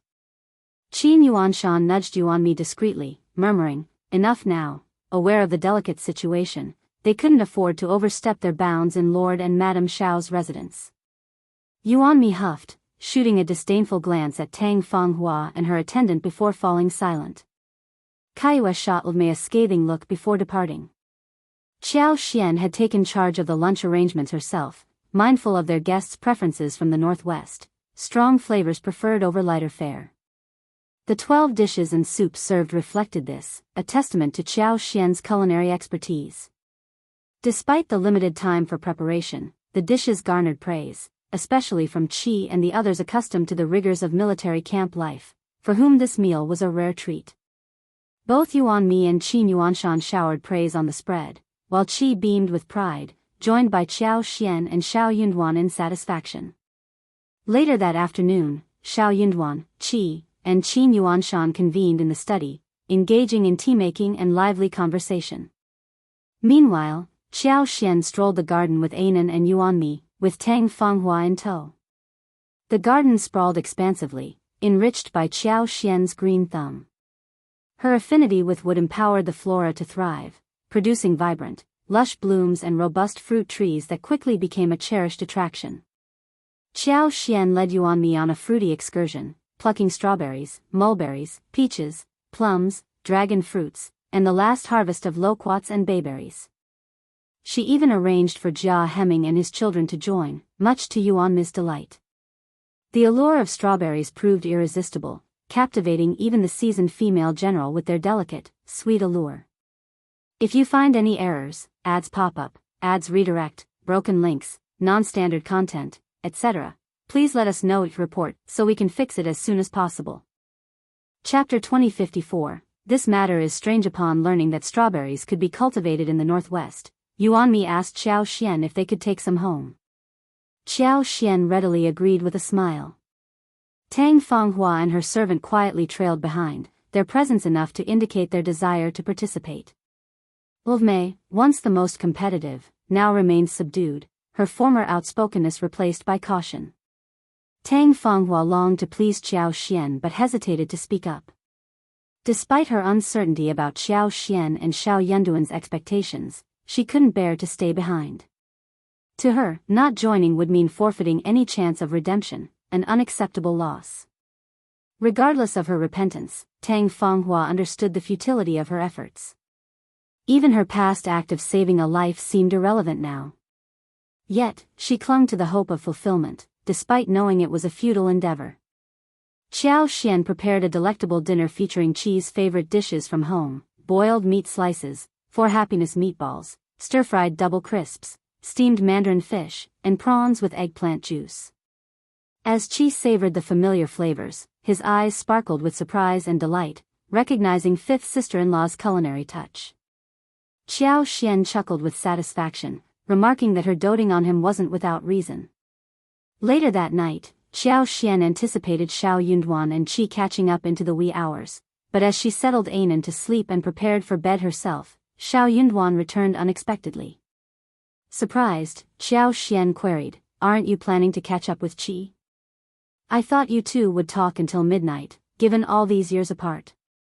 Shao Yunduan grinned, reassuring her, "Qi will be around for a few more days, don't worry." True to his word, Qi lingered. After a moment of silence, Shao Yunduan broached the topic, "Don't you find Miss Tang's behavior rather peculiar? She doesn't strike me as someone who would conform to typical master-servant dynamics. I can't fathom why she would sacrifice her life-saving favor to defend that woman."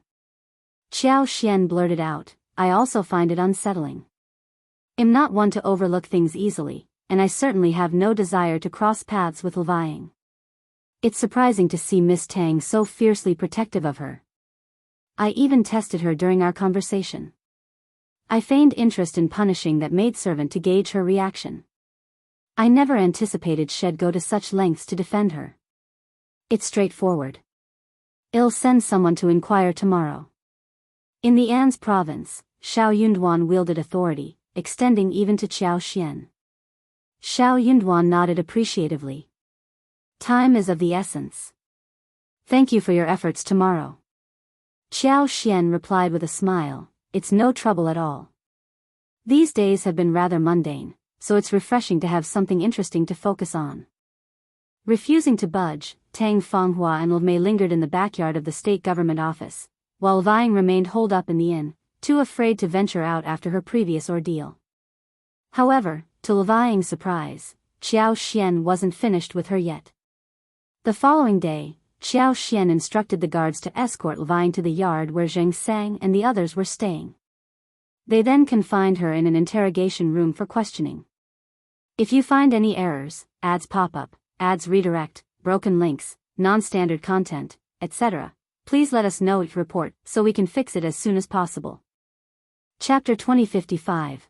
Not at all. When Levying laid eyes on Qiao Xian, she was overcome with fear, nearly losing her wits in terror. She felt as though her fate was sealed. Attempting to divert attention by speaking of her master, Levying found Qiao Xian unperturbed. In An's prefecture city, the demise of a servant hardly raised eyebrows. Furthermore, Tang Fanghua remained unaware of Levying's involvement, and even if she suspected, what could she possibly do? Surprisingly, Levying appeared more composed than Qiao Xian had anticipated. Though Qiao Xian issued threats, she refrained from inflicting physical harm. Levying, overwhelmed with fear, spilled her secrets willingly. There was no depth to the master-servant bond when one's life hung in the balance. No loyalty could rival the instinct for self-preservation. Agreeing to Levying's plea to exchange information for her life, Qiao Xian learned the truth. Tang Fanghua wasn't the one who saved Qi. While Qi lay poisoned and unconscious, Tang Fanghua did encounter him by chance, but she wasn't his savior. The antidote pills her parents supposedly left for her were a fabrication. Someone else had already cured Qi's poison before Tang Fanghua stumbled upon him. His recovery coincided with her arrival, leading him to mistakenly credit her with saving him. Seeing an opportunity to gain a life-saving favor, Tang Fanghua ambiguously accepted his gratitude. Reality had unexpectedly turned in Tang Fanghua's favor. Upon discovering Qi's true identity, she was ecstatic, bordering on euphoria. With her parents deceased and her hometown inhospitable due to familial greed, she had clandestinely sold her assets, fleeing with 2 maidservants to seek refuge with her mother's distant sister. Yet, her hopes of sanctuary were dashed when she couldn't locate her aunt. Lost in panic and despair, she stumbled upon an unexpected opportunity. Qi, a 4th-grade general in the Northwest Army, embodied youth and promise, and he had unwittingly become her savior. In her eyes, he represented stability and security. Naturally, Tang Fanghua envisioned him as her lifeline and desired to wed him. Though she harbored some affection for him, her primary motive was securing a lifetime of support through marriage. In her estimation, there was no better match than Qi. However, Qi, while remembering his act of saving her life, had no intentions of matrimonial commitment. Despite her advances, he rebuffed her. This rejection left Tang Fanghua feeling a mixture of anger, embarrassment, and wounded pride. What was wrong with her? She was his savior. Tang Fanghua had successfully deluded herself into believing she was Qi's savior. Why wouldn't he marry her? She pondered repeatedly. The more she delved into Qi's identity and family background, the tighter she clung to him. She knew opportunities like this were rare. Though Qi hadn't made any promises, he didn't seem to detest her either. With determination, she resolved to work tirelessly to win him over. Yet, despite her efforts, things had reached an impasse. Qiao Xian was left stunned. She hadn't expected Levying to lie under such circumstances. Tang Fanghua's audacity knew no bounds. Not only had she seized the benefits and fled, but she also sought to settle here permanently. Fortunately, Qi wasn't one to be easily swayed. If he couldn't outright reject her due to courtesy or if her sweet words managed to charm him, it would pose a problem. If you find any errors, ads pop up, ads redirect, broken links, non-standard content, etc., please let us know each report so we can fix it as soon as possible. Chapter 2056, Qi is dumbfounded. It was understandable why Tang Fanghua would risk alienating her husband and wife, upsetting Qi, and even exchanging her life for Levying's. In that dire circumstance, had she not protected Levying likely would have revealed the truth to save herself, right? But looking back, it was all a stroke of luck. Qiao Xian seethed with anger, her initial intent to punish Levying thwarted by Tang Fanghua's defense. She had purposely made the threat, never anticipating it would escalate to this extent. With a glimmer of hope, Qiao Xian turned to Levying, asking if she knew who had saved Qi. Levying shook her head, indicating her ignorance. Understandable. How could they possibly know? Qiao Xian abandoned further contemplation. The distance between them was too vast. She would leave it to Qi to decide whether to pursue the matter. As for the likelihood of uncovering anything, only time would tell. Arranging for Levying's confinement, Qiao Xian relayed the situation to Shao Yunduan and Qi upon returning home. Shao Yunduan grasped the situation immediately. He harbored doubts about Tang Fanghua's character. How could she have been the one to save Qi? Shao Yunduan couldn't shake off his disgust at the thought of such a person being Qi's supposed savior. Qi was left dumbfounded. His mind reeled at Xiao Xian's revelation, as if the very fabric of his world had been torn asunder. Had he been repaying the wrong favor all along? And what about his previous conflict with Tang Fanghua? How dare she deceive him? Observing Qi's bewildered expression, Shao Yunduan, who had intended to speak with him, held his tongue. Despite his frustration, he couldn't bring himself to add to his brother's distress. After a long silence, Qi finally regained his composure and turned to Qiao Xian. Fifth sister-in-law, thank you. If you hadn't uncovered this, I might have remained oblivious for a long time. He realized he might never uncover the truth in this lifetime. After all, who would suspect that their supposed savior wasn't what they seemed? Qiao Xian offered a comforting smile. What's false can never become true. Even if you don't know it now, the truth will reveal itself eventually. Try not to dwell on it too much. Qi nodded, though his thoughts still weighed heavily on him. How could he not dwell on it? He couldn't shake off his despondency. Shao Yunduan said, "What are you going to do? Since you know the truth, you can't let her lie to you." "Of course I want to expose her," Qi exclaimed, his agitation palpable. "How do you plan to do it?" Qiao Xian inquired. Qi's resolve wavered, his brow furrowing. "I'm afraid she won't confess." He realized he lacked evidence to prove her guilt. Levying, a mere maid, couldn't offer substantial proof. Even though he trusted Levying wouldn't lie under such circumstances, Tang Fanghua could still deny everything or shift blame, leaving him powerless. Qiao Xian offered a reassuring smile. "If it's a fabrication, there will always be inconsistencies. You can try to catch her in a trap." "A trap?" Qi echoed. "Exactly. Since she wasn't truly your savior, she wouldn't know the specifics of what happened to you. Even if she tries to explain later, she won't withstand detailed scrutiny.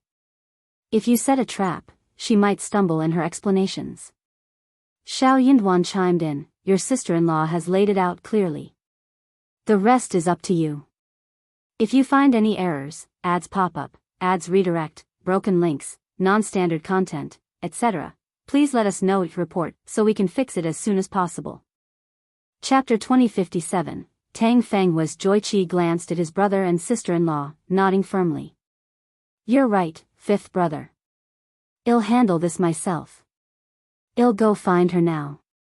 "Let's accompany you," Shao Yunduan suggested. "We can also bring Miss Yuan Mi and General Qin along. The more people involved, the better." Tang Fanghua's audacity warranted no privacy. Upon hearing Qi's invitation, Tang Fanghua felt a surge of elation. Mei chimed in, playing up Shao Yunduan's supposed guilt. "I knew it. General Shao has a kind heart. After all, you saved him. Surely he regrets his earlier treatment of you. His invitation is a sign of his regard for relationships." "It's not a bad thing," Tang Fanghua beamed with satisfaction, feigning humility. "I seek only a clear conscience. General Shao is truly compassionate. He will come to understand me in time." "You're absolutely right." Master and servant conveniently overlooked the fact that Tang Fanghua wasn't Qi's savior at all. Tang Fanghua had meticulously adorned herself for the occasion. Her bean green embroidered powder and apricot hydrangea dress boasted narrow sleeves, exuding freshness and elegance. A simple bun adorned with jade hairpins and a chrysanthemum branch, inlaid with pearls, added to her refined appearance, evoking a hint of sympathy. Yet, upon arriving at the parlor where Qi had summoned her, Tang Fanghua and her servant felt a pang of unease upon seeing Qiao Xian, Shao Yunduan, Yuan Mi, and Qin Yuanshan. Had she misunderstood something? Mei, however, wasn't disappointed. It seemed General Shao hadn't specifically invited her miss to speak. Instead, there were all these irrelevant people present. Tang Fanghua greeted Xiao Xian and Shao Yunduan with a smile before turning to Qi and the others. "Qi, it's quite lively here." Yuan Mi and Qin Yuanshan, privy to the truth, regarded Tang Fanghua with disdain. Yuan Mi, in particular, couldn't hide her disgust. With a sneer, she remarked, "Indeed, lively indeed. And it's about to get even livelier for you." Tang Fanghua, accustomed to such treatment, adopted a facade of aggrieved patience. "Sister Yuan, what do you mean?" Yuan Mi sneered back. "Don't call me sister. I fear it might shorten my lifespan. You'll soon understand why." Turning to Qi, Tang Fanghua met his gaze with a smile. "Qi, I was told you wanted to see me. How can I assist you?" Qi cut straight to the point. "Miss Tang, I was poisoned and fell unconscious. You claim to have saved me. Is that true?" Tang Fanghua and her servant's expressions shifted dramatically. "Qi, what do you mean?" Tang Fanghua stammered. "I'm asking if you truly saved me," Qi repeated, his tone sharp. "Why would you doubt me?" Tang Fenghua's voice trembled as she struggled to maintain composure. Qi's sneer deepened. "You don't need to deceive me. The details of this incident can't be verified. You claimed your parents left behind a life-saving pill for you, but you've disposed of it entirely. With your parents deceased, there's only one pill remaining. I used it, and it's now depleted. You don't even know the origin of the pill. It's a foolproof scheme." Tears welled in Tang Fenghua's eyes. "It's the truth.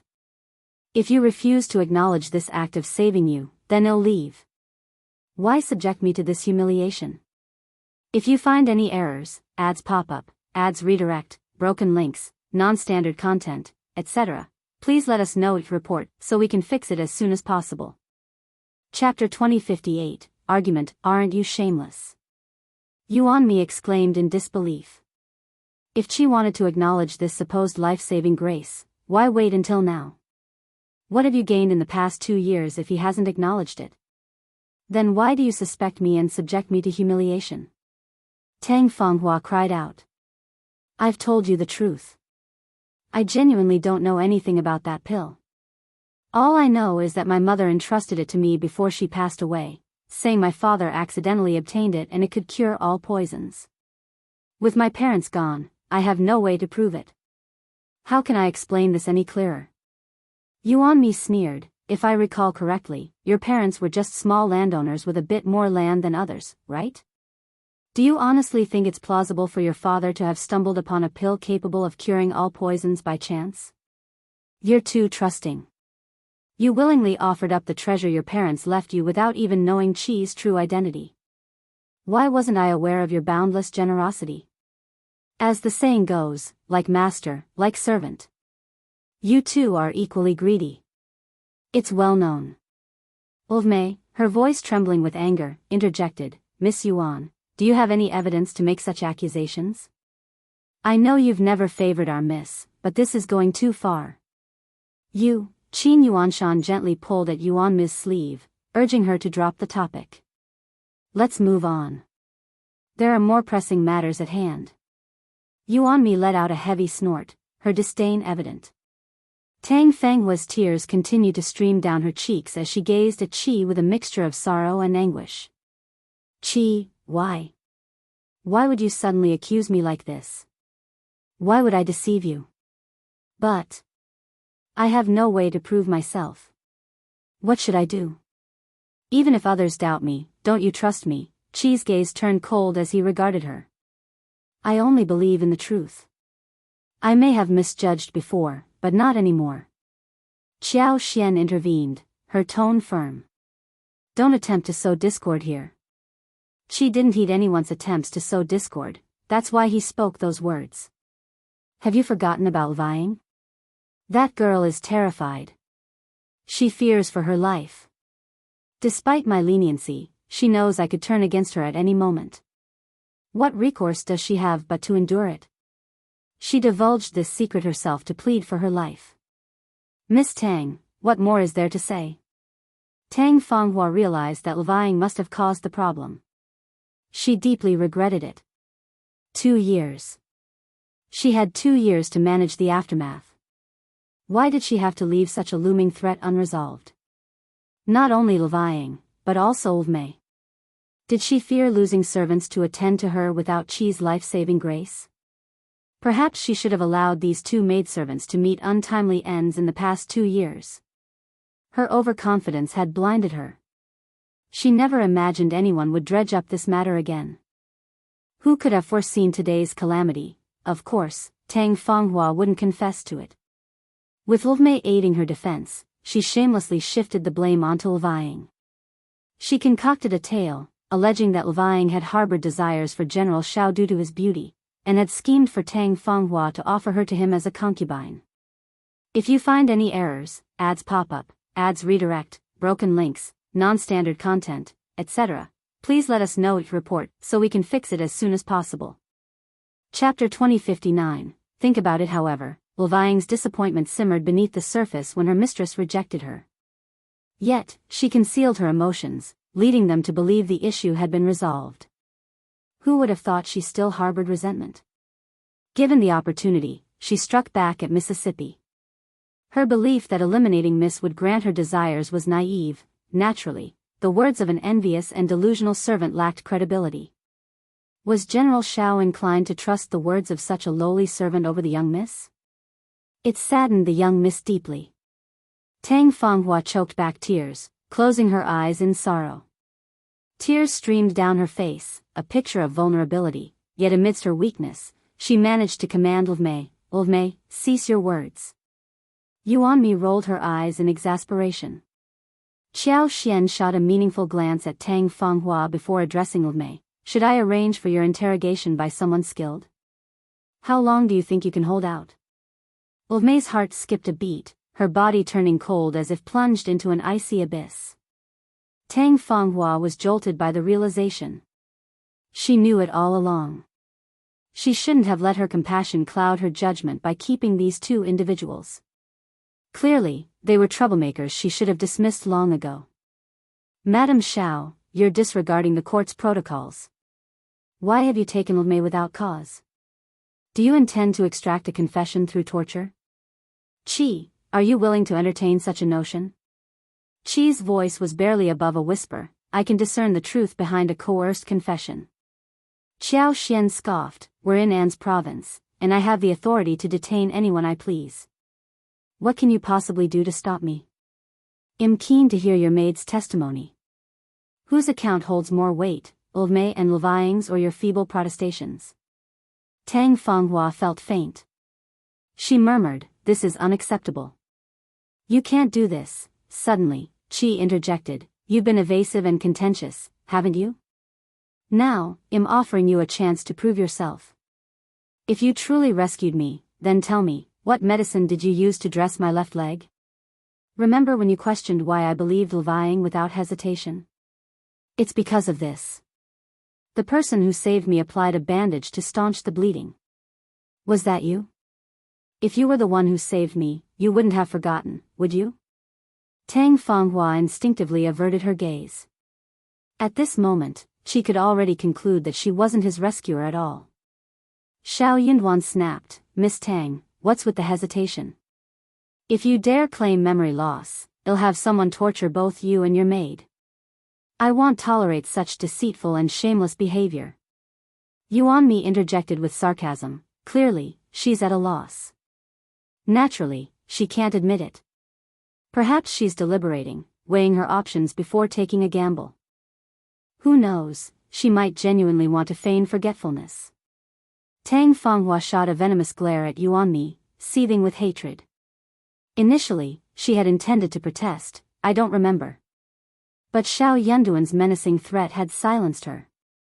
His words left her feeling utterly humiliated, as if she'd been stripped bare before everyone. Who gave him the authority to pass judgment in such a manner? Yet, she could only seethe silently, unable to muster the courage to speak.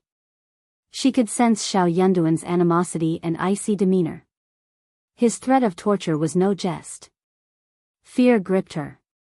If you find any errors, ads pop up, ads redirect, broken links, non-standard content, etc., please let us know each report so we can fix it as soon as possible. Chapter 2060. Extremely regretful, it wasn't me. It wasn't me. Tang Fenghua's voice echoed in desperation. She must have mistaken me for someone else. Independent Illinois confess. I didn't claim to be his savior voluntarily. He mentioned it himself. In that moment of desperation and frustration, I entertained the hope that someone who regarded me as their rescuer might offer aid.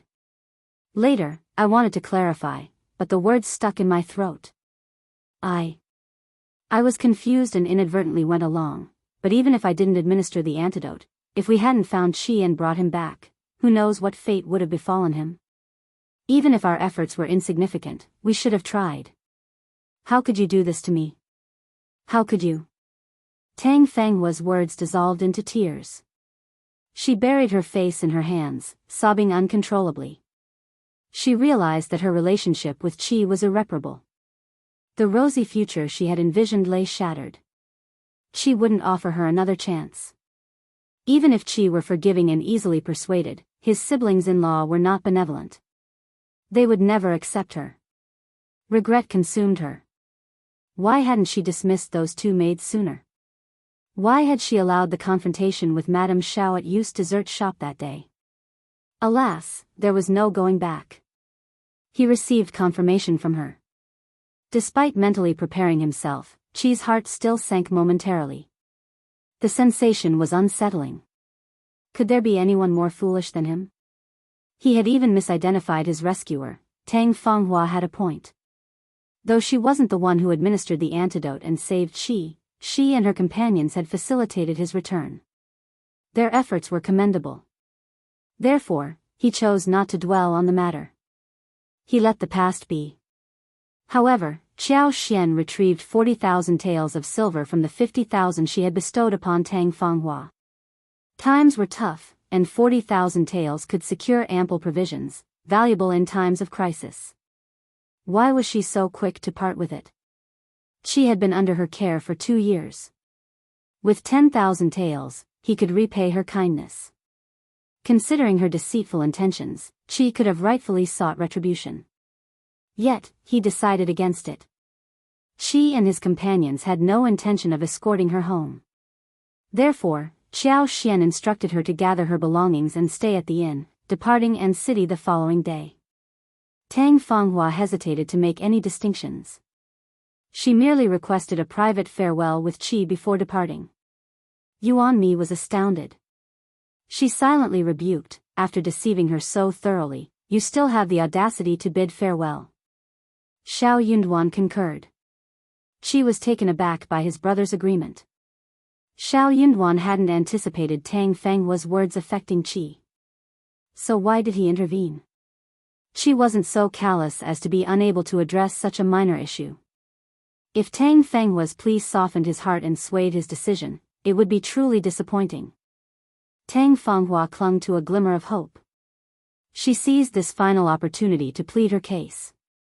With tearful remorse, she confessed her wrongdoing, painting a picture of misery with her background. She beseeched Qi for forgiveness, acknowledging her lack of support and pleading to accompany them back to the northwest, vowing not to intrude or cause trouble. She pledged to maintain her distance and not inconvenience him. She had no one to rely on and was afraid. She could only feel more at ease when she stayed in a familiar place like the Northwest. If you find any errors, ads pop up, ads redirect, broken links, non-standard content, etc., please let us know your report so we can fix it as soon as possible. Chapter 2061, Qi rejects. She wept and pleaded with desperation, employing every ounce of sympathy she could muster. Tang Fanghua played the ultimate sympathy card. She implored Qi to acquiesce. For her, the opportunity to accompany him back to the Northwest signified closure on the matter of her impersonation to save his life. Perhaps it wasn't entirely unfavorable. She could embark on a fresh start, only time would reveal whether she could gradually win him over. If she still had a chance to draw close to him. But Qi declined. Despite her tearful entreaties, Qi remained resolute, steadfastly refusing to even meet her gaze. It was out of the question for him to bring her along. What sort of person was he, then?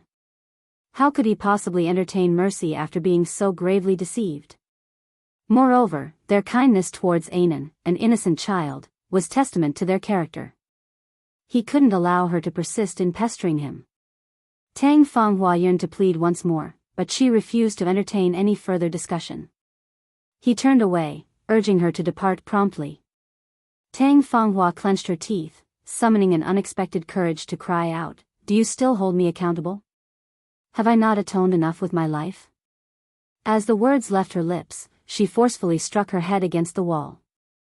Qi was stunned. Despite his years of training and sharp intellect, he hadn't anticipated this. With a swift motion, Qi pushed Tang Fanghua away with his palm, causing her to collapse with a muted cry. Clutching her chest, she struggled to sit up, her face drained of color. Qi let out a sigh of relief, his anger boiling over. "Are you out of your mind?" he scolded. Though in pain, Tang Fanghua secretly reveled in her boldness. She offered Qi a sad smile, her pallid face bearing the weight of regret. "Qi, I understand the gravity of my actions. Please, grant me another chance. I'll change, I swear it. Please, I beg of you." Tang Fanghua vowed that if given another opportunity, she would truly transform herself. She wished she could rip out her heart and present it to him as proof of her sincerity. Yet, what leverage did she possess to secure her redemption? No matter how earnest her plea, it held no sway in Qi's eyes. Qi remained unmoved, his temper flaring. "Enough," he erupted. "Leave at once. I never want to lay eyes on you again." This woman was clearly unhinged. How could he capitulate to her demands when she resorted to such extreme measures before him? Thankfully, catastrophe was averted. What if she had suffered a serious injury from her reckless behavior? It would have been a calamity indeed. His ability to judge character was evidently lacking. He couldn't even compare to Fifth Brother's discernment. Tang Fanghua wept in agony, futilely calling out to Qi. Ignoring her pleas, Qi summoned the servants and with a steely resolve, commanded them to escort her out immediately. Tang Fanghua cried out in despair. Tang Fanghua and Lmei sought refuge in an inn. The following day, they were forcibly expelled from An's prefecture city by the authorities. Her actions had incurred the wrath of Shao Yunduan and Xiao Xian to such an extent that they would never permit her to remain in An's city. As for Levying, Xiao Xian pledged to spare her life. Nevertheless, An's prefecture city was no longer a viable option for Tang Fanghua. Utterly bewildered, she didn't know where to turn. Desperate, she sought out a human broker and implored him to find a buyer for her. Xiao Xian sighed in frustration. While indifferent to the situation, she instructed the broker to sell Tang Fanghua outside the city, avoiding any dealings with the An's family. Selling such a troublemaker within An's prefecture city could potentially invite future complications. With that, the matter concluded. If you find any errors, ads pop up, ads redirect, broken links, non-standard content, etc., please let us know each report so we can fix it as soon as possible. Chapter 2062, Separation. Qi swiftly readjusted himself. Fortunately, he harbored no lingering feelings for Tang Fanghua, only sorrow at being deceived. Qi and his companions lingered in An's province for 5 days before planning to retreat to their village for another 5 to 6 days. From there, they would journey back to Guiwu City and refrain from further visits. After spending 2 days with Qi, Shao Yunduan and Xiao Xian departed for Liuhe Manor. The flourishing prospects and opulence of Liuhe Manor left Yuan Mi and Qin Yuanshan envious and effusive in their praise. The thriving development surrounding the manor was a harbinger of abundant harvests, evoking a sense of joy and contentment. Before parting ways, Qin Yuanshan, and Shao Yunduan conferred several times, ensuring all necessary communications were addressed. On the day of their departure, Qi's eyes welled with tears. He held Anan in his arms for a moment before reluctantly relinquishing him to Xiao Xian. Qi tenderly stroked Anan's little head, eliciting a sweet smile from the child, who had grown accustomed to Uncle Qi's presence and enjoyed their playful interactions. Unaware of the concept of parting, Anan assumed Qi was simply teasing him as usual. After exchanging farewells, they parted ways, each attending to their own affairs. Qi and his companions gradually departed. By noon, Anan's thoughts still lingered on Uncle Qi. He repeatedly inquired about him, unaware that Qi wouldn't return for a while. Upon hearing this, Anan burst into tears, yearning for his beloved companion. Shao Yunduan and Xiao Xian, already burdened with disappointment, felt even more disheartened by Anan's distress. After consoling the young boy, they breathed a collective sigh of relief, though the interruption had dampened their spirits. Qi, concerned for Shao Yunduan and the others' safety, not only visited to bid them farewell but also handpicked 50 elite soldiers, led by Qianjun, to remain in An's city. Their task, to protect Shao Yunduan, Xiao Xian, and Anan. In the event of any economic turmoil, having resources in An's city could prove beneficial. Simultaneously, Qi arranged for individuals to return to Shaoding village to attend to Miss Fong and the others. Although Shaoding village was situated in a secluded area and generally safe under normal circumstances, nothing could be guaranteed. Qi found solace in leaving a few individuals behind, just in case. Qi and Shao Yunduan understood well that as long as the brothers were thriving outside, the family would remain secure, and no one would dare harm them. In addition to deploying 50 elite soldiers to safeguard Shao Yunduan, Qi also briefed him on the food supplies. The power struggle among the three princes showed no signs of abating anytime soon. News of it had already reached the borders.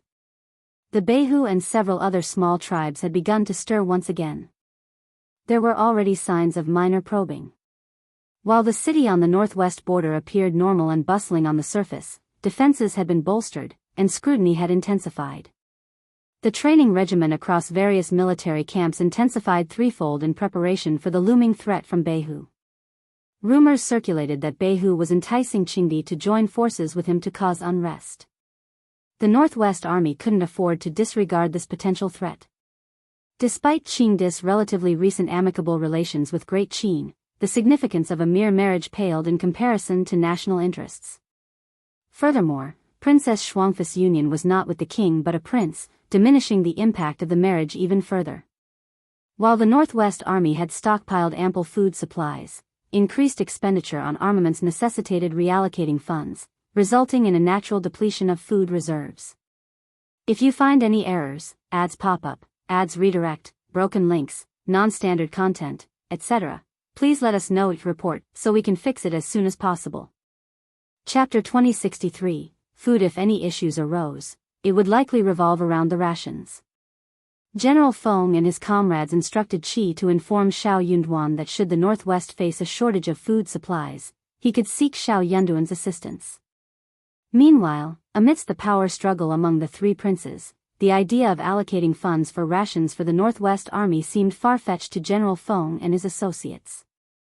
They couldn't entertain such a notion. Thus, the Northwest Army had to devise its own solution. Upon conveying this to Shao Yunduan, he nodded in agreement to extend whatever help he could provide. Qi, being part of the Northwest Army, was relieved by Shao Yunduan's willingness to support. Moreover, Shao Yunduan was keen to prevent Beihu, Qingdi, and their cohorts from wreaking havoc within the Great Qin Empire. Inquiring about the well-being of Qi, Meng Wanfu, and Ding Xiang, Shao Yunduan expressed concern.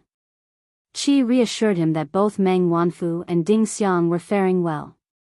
With the Northwest Army now linked to the front line, Meng Wanfu operated among them, allowing for occasional meetings. Shao Yunduan concurred. Sharing the same hometown, mutual care was highly desirable. He needed to confer with Qiao Xian regarding the food situation. His assent to Qi's plea stemmed from his confidence in Qiao Xian's concurrence. Though he couldn't directly handle it, his wife's capabilities were remarkable. Qiao Xian remained unruffled. She proposed, with a casual demeanor, "Let's construct additional granaries and increase our grain reserves. We can coordinate with Zhao Shu and elder brother Yuezheng to procure more grains." The tumultuous struggle for the third prince's throne had minimal impact on the commoners' lives. While the cost of food had risen, it remained manageable. Currently, the state treasury boasted substantial reserves, and both Qiao Xian and Shao Yunduan possessed ample personal wealth, sufficient for stockpiling food. Qiao Xian harbored no concerns, as she had amassed a considerable amount of food within her space. Hence, the priority was expanding the granaries. Subsequently, she would oversee the procurement of food personally, leveraging her spatial storage to efficiently manage supplies. Given the internal turmoil this year, she also prioritized food security. Fearing potential shortages and resulting unrest, she incorporated all the food seeds provided by the authorities into her abilities. This ensured yet another abundant harvest. Regularly, during her walks, she would utilize her special powers to enhance the fertility of everyone's fields. From potatoes to corn, from fruits to vegetables, even medicinal herbs, she applied her abilities across the largest possible area. In essence, she maximized their potential. At the very least, it maintained stability in An's province. Upon hearing Qiao Xian's remarks, Shao Yunduan nodded, smiling. Then let's make necessary preparations, just in case. I'll instruct Deputy Prefect Jia to scout a suitable location for the granary, and will dispatch letters to Brother Yuezheng and Zhao Shu, requesting their presence.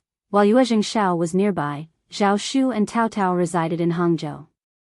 It would take at least 20 days for messengers to reach them and bring them here. During this interim, preparations could be made on all fronts. Surprisingly, 5 days later, when Shao Yunduan's messenger arrived, Zhao Shu and Taotao were already en route to An's province. Their timing was impeccably aligned, though it meant they missed each other on the way. Nonetheless, this circumstance had its advantages, saving them additional trouble upon their arrival in the province. If you find any errors, ads pop up, ads redirect, broken links, non-standard content, etc., please let us know each report so we can fix it as soon as possible. Chapter 2064, Finally Revenge. When Zhao Shu caught sight of Shao Yunduan and Xiao Xian, his demeanor resembled that of reuniting with his own kin. His eyes gleamed with affection, leaving Shao Yunduan and Xiao Xian pleasantly baffled by his exuberance. They couldn't fathom why this somewhat eccentric young master radiated such joy. Taotao found herself torn between laughter and tears, swiftly offering an explanation with a smile. For Zhao Shu, this encounter evoked excitement and heartfelt emotions. He finally felt vindicated for his mother's sake. He attributed this stroke of fortune to the benevolence of the Shao family, believing their influence facilitated everything going smoothly. Thus, upon seeing Qiao Xian and Shao Yunduan, he felt akin to reuniting with his own family. Despite Jiangnan being embroiled in the prince's internal conflict, it remained affluent and tranquil. After deliberation with Uncle Qing and their associates, they devised contingency plans and safeguards against unforeseen circumstances. Precious assets had already been identified and clandestinely buried in a secluded cellar. Should any adversity arise, they could promptly flee and seek refuge with Qiao Xian and Shao Yunduan. Curiously, both parties harbored the same inclination. It seemed only natural to turn to fifth brother and fifth sister-in-law in times of distress. Finding solace with fifth brother and fifth sister-in-law felt like the safest option. Given the current circumstances, venturing to the capital was out of the question for Zhao Shu. With no pressing matters at hand, he found himself with ample free time. Thus he decided to accompany Taotao on explorations around Jiangnan. The bustling towns no longer held their appeal. Instead, they found themselves drawn to the quaint villages scattered throughout the region. Taotao, in particular, developed a keen interest in these locales, often expressing a desire to purchase them when she came across promising sites.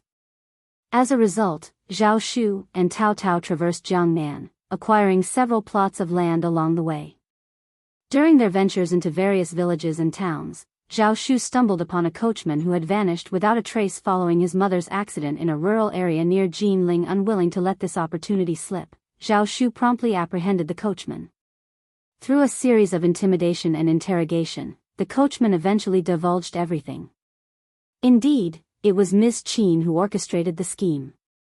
As for Zhao Mu's involvement, Zhao Shu suspected his complicity. Even if Zhao Mu wasn't directly implicated, he likely turned a blind eye or even facilitated Ms. Qin's machinations in secret. After all, Ms. Qin was merely a concubine, while his mother possessed astute intellect. It seemed implausible that Ms. Qin could orchestrate such a scheme without assistance. With Zhao Mu's complicity, the situation took a stark turn. Fueled by grief and righteous indignation, Zhao Shu confronted the coachman, venting his frustrations through physical force before dragging him back to Ms. Qin and Zhao Mu.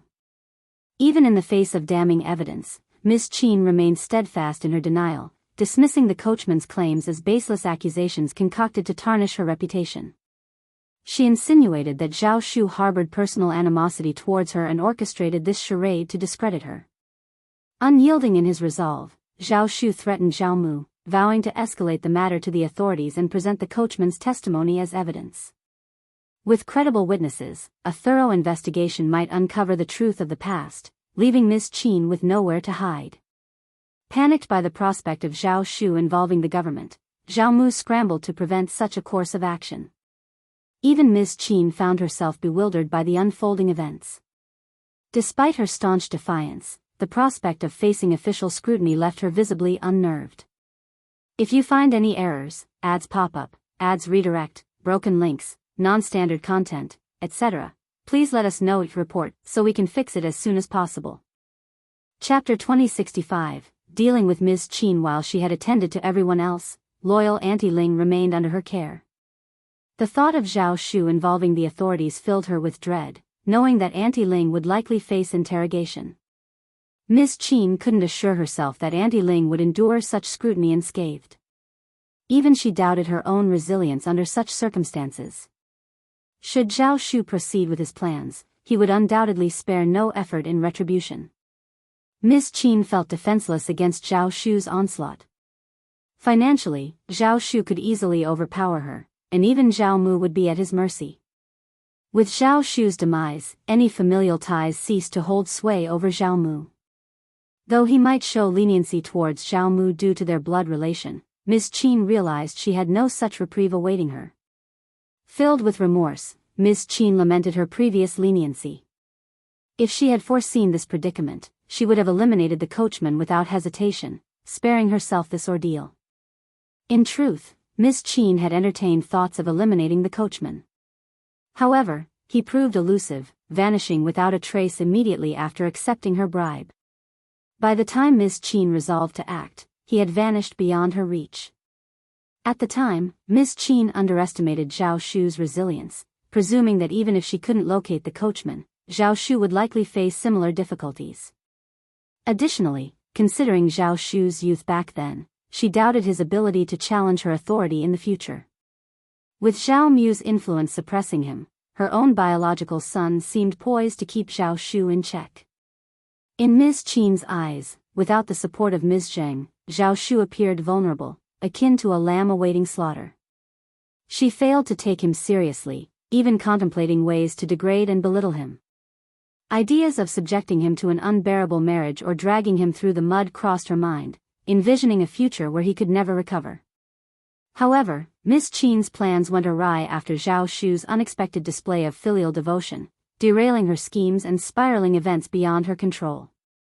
Eventually, even Zhao Mu found himself unable to rein him in, leading to Zhao Shu wresting control of almost all of the Zhao family's assets. In the ensuing years, Zhao Shu retreated to a modest existence as a rural landlord alongside Zhao Mu in a small town. The opulence and extravagance of their former lifestyle became a distant memory. Gone were the days of luxuriant brocades and gleaming jewelry. Ms. Qin now found herself constrained by financial limitations. Moreover, she endured Zhao Mu's incessant complaints and occasional outbursts, bearing the brunt of his frustrations.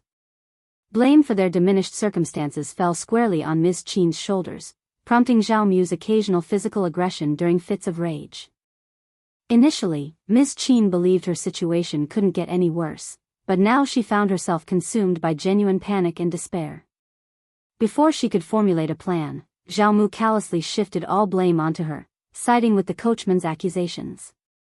He condemned Ms. Qin as morally corrupt and announced his intention to leave her fate in Zhao Shu's hands. Despite Zhao Di and Zhao Ye's feeble attempts to shield her, their efforts proved futile against Zhao Shu's authority. Even Zhao Mu, their own father, stood powerless against Zhao Shu's resolve. Furthermore, Zhao Di vividly recalled the humiliation he suffered at Zhao Shu's hands during Yuzhang and Zhao Shu's marriage, intensifying his fear of Zhao Shu's retribution. With no means of escape, Ms. Qin unleashed a torrent of curses directed at Zhao Shu, Ms. Zheng, and even Taotao, Shao Yinduan and Qiao Xian. In a fit of rage, Zhao Shu lashed out, striking her with a blow that nearly split her lip. Determined to ensure she faced consequences for her actions, Zhao Shu orchestrated her sale to himself, bringing her to the Zhao clan compound. There, he confined her within the clan's temple, where she was compelled to repent before the Buddha each day. If you find any errors, ads pop up, ads redirect, broken links, non-standard content, etc., please let us know each report so we can fix it as soon as possible. Chapter 2066, Is He That Capable? He demanded Ms. Qin's daily penance and prostration before the Buddha, withholding food as leverage to enforce compliance. In this new reality, leaving her temple was out of the question. She was bound to her penitent duties for as long as she lived, lest she face starvation. For someone like Ms. Qin, the thought of death was unthinkable, ensuring her obedience. As for Zhao Mu, Zhao Shu found himself at an impasse. While he could bring Ms. Qin to the clan compound or even to court, Zhao Mu remained beyond his reach. Despite Zhao Shu's legal adoption, Zhao Mu still retained his biological ties. Moreover, Zhao Mu's indirect involvement in the affair left Zhao Shu reluctant to let him off easily. Driven by his wrath, Zhao Shu's actions had already decimated the family's modest assets, leaving Zhao Mu's venture severely depleted. With just 200 mu of fertile land remaining, opening a shop was no longer feasible. Zhao Shu extended his surveillance to Zhao Di and Zhao Yi, ensuring they faced a lifetime of stagnation and missed opportunities. He even relished the idea of their downfall into decadence, should they choose such a path. When Zhao Mu's anger rendered him incapacitated, Zhao Shu and Taotao sought refuge with Shao Yunduan and Qiao Xian. Despite the consequences, Zhao Di failed to learn his lesson. Convinced he held leverage over Zhao Shu, he resorted to bribing individuals to spread malicious rumors and slander about him, accusing Zhao Shu of unfilial conduct and causing their biological father's demise. Without requiring proof, Zhao Shu swiftly enacted punishment, ordering his servants to administer a severe beating that left Zhao Di crippled and incapacitated. Seething with rage, Zhao Di sequestered himself at home, venting his frustrations through wild curses, yet refraining from further scheming against Zhao Shu. As for Zhao Yi, harboring resentment and possessing a cunning nature, he remained a constant source of concern for Zhao Shu. In the face of overwhelming strength, all schemes and plots amounted to mere paper tigers. Given his current stature, Zhao Yi couldn't even hold a candle to Zhao Shu, let alone concoct schemes against him. Even if Zhao Shu fell for Zhao Yi's trickery, Shao Yunduan remained a formidable force to contend with. Unless Zhao Yi could eliminate Shao Yunduan, Qiao Xian, and even Qi, he would find himself on the losing end. But did he possess such capability? Clearly, it was out of the realm of possibility. Grateful and admiring, Zhao Shu expressed his appreciation to Qiao Xian and Shao Yunduan, acknowledging their pivotal role in his current circumstances. If not for you, fifth brother and fifth sister-in-law, I wouldn't be where I am today. Marrying Taotao enabled me to traverse many places and apprehend that vile slave.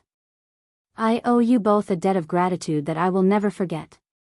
Sincerely spoken, Zhao Shu's words resonated with his genuine sentiments. Had it not been for Qiao Xian and Shao Yunduan, Zhao Shu would have remained under the thumb of Zhao Mu and Ms. Qin, constrained by their manipulations. He wouldn't have been able to rely on his biological father for the rest of his days, nor would he have had such a straightforward path to exacting revenge. This wasn't the first time Qiao Xian and Shao Yunduan had heard such expressions of gratitude from him. It was simply his nature, often showering them with lavish gifts as tokens of appreciation. Qiao Xian couldn't even begin to count the number of expensive jewelry, antiques, calligraphy, and paintings she had received from him. Reflecting on this, the two couldn't help but feel a pang of guilt. If this pattern persisted, it would become increasingly difficult to accept such extravagant gestures. If you find any errors, ads pop up, ads redirect, broken links, non-standard content, etc., please let us know each report so we can fix it as soon as possible. Chapter 2067, Fu Xiao Xian's smile was warm as she replied, "Indeed, we're family. As long as you continue to treat Taotao well, that's all that matters to us." Shao Yunduan nodded in agreement. Absolutely. Zhao Shu's response was immediate and earnest. "I'll always cherish Taotao and never let her down." If I ever do, you both have every right to hold me accountable. Qiao Xian couldn't help but chuckle at his earnestness. Taotao, feeling a bit embarrassed by the attention, whispered, "Please, don't say things like that." If only he could rein in his tendency to speak so freely. With Zhao Shu and Taotao present, Shao Yunduan promptly dispatched men to summon Yuezheng Shao from Yuzhang province to discuss matters regarding food supplies. Yuezheng Shao's arrival was swift, and the three parties engaged in discussions. Zhao Shu readily agreed to any decisions made by Shao Yunduan and Qiao Xian, demonstrating his trust and support without hesitation. After some contemplation, Yuezheng Shao recognized the potential of expanding his business further, especially given the established connection to the northwest through Qiao Xian and Shao Yunduan. In fact, leveraging these ties, the Yuezheng family had already established a significant presence in the northwest, thanks to Ding Xiang and his wife. The northwest business line had become a cornerstone of the Yuezheng family's operations. With the Northwest Army in need, it was imperative for the Yuezheng family to take action. Even if the Northwest Army couldn't afford immediate payment, the long-term benefits of facilitating their needs far outweighed any monetary gains. This was an opportunity that transcended mere silver. Thus, it was agreed that upon their return home, Yuezheng Shao and Zhao Shu would discreetly begin purchasing grains. Keeping a low profile was paramount, and secrecy was preferred to avoid unnecessary attention. After the acquisition of food, it would be transported to An's province in the name of other goods. With business ties established in An city, Zhao Shu and Yuezheng Shao could conduct their transactions without drawing undue attention. The quantity and frequency of their shipments might raise some eyebrows among astute merchants, but few would dare to openly question them, given the current Lord Prefect's formidable reputation. During his 3-day stay, Yuezheng Shao departed with his cargo, leaving Zhao Shu and Taotao reluctant to leave. The news of Qi's recent departure only added to Taotao's frustration, wishing they had arrived sooner. Regrettably, time was not on their side. Even if they hurried back to Shouting Village, they might not arrive in time to intercept Qi. Unable to catch up with Qi in time, Zhao Shu decided to extend his stay with fifth brother and fifth sister-in-law for a while longer. Instead of personally overseeing the procurement of food, Zhao Shu delegated the task to his subordinates. With a capable team at his disposal, there was no need for him to undertake such errands himself. To console Taotao, Zhao Shu assured her that seeing Brother Qi wasn't an easy feat, but they could always plan a trip to the northwest together in the near future. He admitted to being intrigued by the region's unique scenery, especially its vastness and desolation, which contrasted with the landscapes of the Central Plains and Jiangnan. Taotao couldn't help but chuckle at his enthusiasm. Observing their interaction, Qiao Xian couldn't help but feel a twinge of envy. Taotao was fortunate to have Zhao Shu, who was both considerate in trivial matters and decisive in significant ones, with no familial constraints holding them back. They were free to explore wherever they pleased, something Qiao Xian couldn't help but envy, because she could not. If you find any errors, ads pop up, ads redirect, broken links, non-standard content, etc., please let us know each report so we can fix it as soon as possible. Chapter 2068, Qi returns to the village. Jia Hemming had already selected 3 sites in the transitional zone of An's province. Upon informing Shao Yunduan, construction of the granaries commenced simultaneously, 1 large and 2 small. Following discussions with Qiao Xian, Shao Yunduan initiated incentives for exploration. Whether cultivating herbs, fruit orchards, cash crops, or potatoes, taxes were waived for the initial 5 years, while the cost of purchasing uncultivated land was halved. Given An's province's initially sparse population and abundant mountainous terrain, the announcement sparked immediate excitement. Amidst contemplation, unanimity prevailed. The incessant battles among the 3 princes seemed boundless. Who could predict their duration? Who knew if they'd plunge the world into chaos? In times of turmoil, expanding domestic territory and resources seemed prudent. Meanwhile, at Shouting Village, Qi had finally returned after years of absence. The Shao family's first branch, along with the village and clan, brimmed with joy. Miss Fong and eldest uncle couldn't resist the urge to hold Qi's hands, their affection palpable. Ding Jinshan, hailing from the same village, had also enlisted alongside Qi. However, this time, he didn't return. The Ding family dispatched a representative to inquire about him. Qi clarified they weren't stationed together but assured of Ding Jinshan's well-being. Despite his return, Ding Jinshan couldn't come back, yet he entrusted some items for his family, a few leather pieces and 200 taels of silver. The Ding family members felt deeply disheartened. They lamented Qi's actions. If Qi could return, why couldn't Ding Jinshan? After all, they hailed from the same locale. Couldn't Qi intervene on his behalf? Perhaps his influence could sway their superiors to allow Ding Jinshan's return. Even Ding Jinshan's grandparents aired their grievances more vehemently. They felt Ding Jinshan had asked Qi to bring back too little. They subtly insinuated to Qi, questioning if he harbored greed for Ding Jinshan's belongings and silver. Their suspicions heightened, especially when Qi remained reticent about the quantity of items he brought back. In the end, they confronted him directly. Yuan Mi, visibly incensed, reprimanded Qi sternly. Qi, now a fourth-grade general, had amassed numerous accolades and rewards through his contributions. Why would he need to pilfer Ding Jinshan's possessions? It was preposterous. Had Qi not intervened, Yuan Mi would have disclosed that the few pieces of leather and 200 taels of silver weren't gifts from Ding Jinshan but from Qi himself. Considering Ding Jinshan's modest prospects, it was a stretch to envision any financial security for him. Qi, mindful of their shared village origin, opted to alleviate his own family's hardships after years of absence. It was, in essence, a gesture of solace. Unexpectedly, not only did they not think well of them, they even let one's imagination run wild and made malicious guesses on the way. Upon hearing this revelation, Ding Jinshan's family was further astounded. They immediately turned to Ding Jinshan, their eyes bright with anticipation. Qin Yuanshan scoffed disdainfully. Do you truly believe attaining the rank of general is a simple feat? Qi possesses exceptional martial prowess and unparalleled archery skills. Through numerous acts of valor, he garnered recognition from General Feng, thus ascending to the rank of fourth-grade general. As for the Ding Jinshan you speak of, he's not even stationed in the same military camp as Qi. He lacks any remarkable abilities, he's merely a common soldier. If you find any errors, ads pop up, ads redirect, broken links, non-standard content, etc., please let us know your report so we can fix it as soon as possible. Chapter 2069, Grudge, you best mind your manners. Showing disrespect to a general won't be tolerated. Whether you're from the same hometown or not is irrelevant. Should you overstep again, I won't hesitate to report you to your county magistrate for arrest. The Ding family, shocked by the stern warning, tempered their emotions. However, Ding Jinshan's grandfather remained somewhat discontented.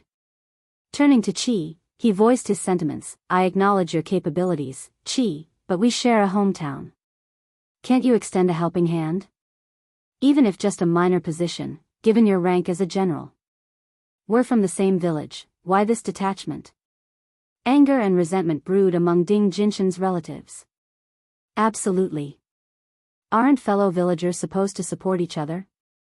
Yet here you are, neglecting your own. You promised to look after our mountain-dwelling kin. You've attained the rank of general, bringing him back should be a mere formality. In the end, wealth has clouded your sense of community. Qi's expression hardened as he retorted, military protocol is stringent. Ding Jinshan falls beyond my authority, being a mere soldier. His return to hometown isn't feasible. I've elucidated this out of consideration for our shared village. Further discussion is unnecessary. Rest assured, in due time, Ding Jinshan will return unscathed. Qin Yuanshan's threats and rebukes instilled fear in the Ding family, despite their lingering doubts. While they may not have hesitated to challenge Qi, whom they had watched grow up, Qin Yuanshan's stern demeanor was a different story altogether. Ding Jinshan's mother persisted, seeking reassurance about her son's future upon his return in a few years. She couldn't shake the notion that if Qi could ascend to officialdom, so could her son. Anything less would seem unjust, wouldn't it? Qi found himself at a loss for words, while Yuan Mi derided, ask him about his capabilities. His contributions. Don't simplify matters within the military camp. Who told you that officialdom is a given? Growing impatient, Yuanmi resorted to intimidation. Only then did the Ding family depart in a huff, refraining from further protest. Ms. Feng, seething with anger, embraced Qi, offering solace. Pay them no mind. They speak from ignorance. The more clueless they are, the louder they bluster. You've finally returned, don't let them rattle you. Ms. Feng was so happy to see her son home that she did not bother to argue with them, otherwise she would not have let them go so easily. The Ding family was also ridiculous. What were they talking about? Qi and Ding Jinshan applied at the same time. Qi was even younger than him. Why did he need Qi to take care of him? Qi bore no such obligation. His success depended solely on his own merit. Qi had never harbored any expectation for Ding Jinshan to tend to him. Qi Yuanshan and Yuanmi mused to themselves, no wonder upon learning of Qi's tutelage under old General Zhao, old General Feng and his cohorts promptly scrutinized Ding Jinshan. Upon uncovering his character, they swiftly reassigned him to a distant military camp, ensuring Qi remained untainted by association. Engaging with such an individual would only spell trouble for Qi. Qi spent several days at home, much to the delight of the Shao family elders, the land officer, and others. They even inaugurated a new ancestral hall, inviting Qi to pay homage to their forebears. Meanwhile, Ding Jinshan and his kin faced severe reprimand from the patriarch. The situation was truly outrageous.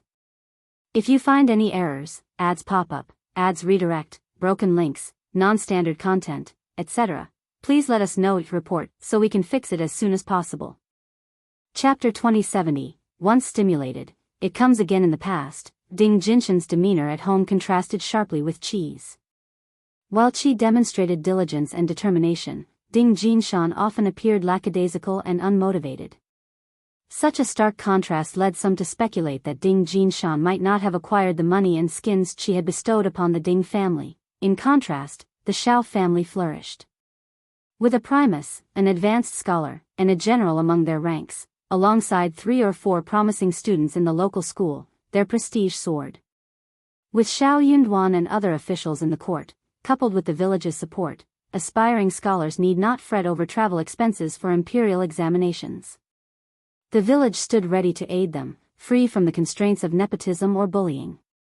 As long as they proved capable, Shao Yunduan and his allies were prepared to lend a hand. The influence of the Shao clan extended wide, benefiting all its members. However, jealousy still simmered within the second and third branches of the Shao family. Shao Xianwen of the second family section seemed to constantly draw the short straw. Whenever Ms. Niu felt agitated, she'd fly into a frenzy, coercing Shao Xianwen into studying. It was a chaotic cycle, leaving both exhausted and disheveled. However, Ms. Niu lacked resolve, her efforts to prod Shao Xianwen into action only fleeting.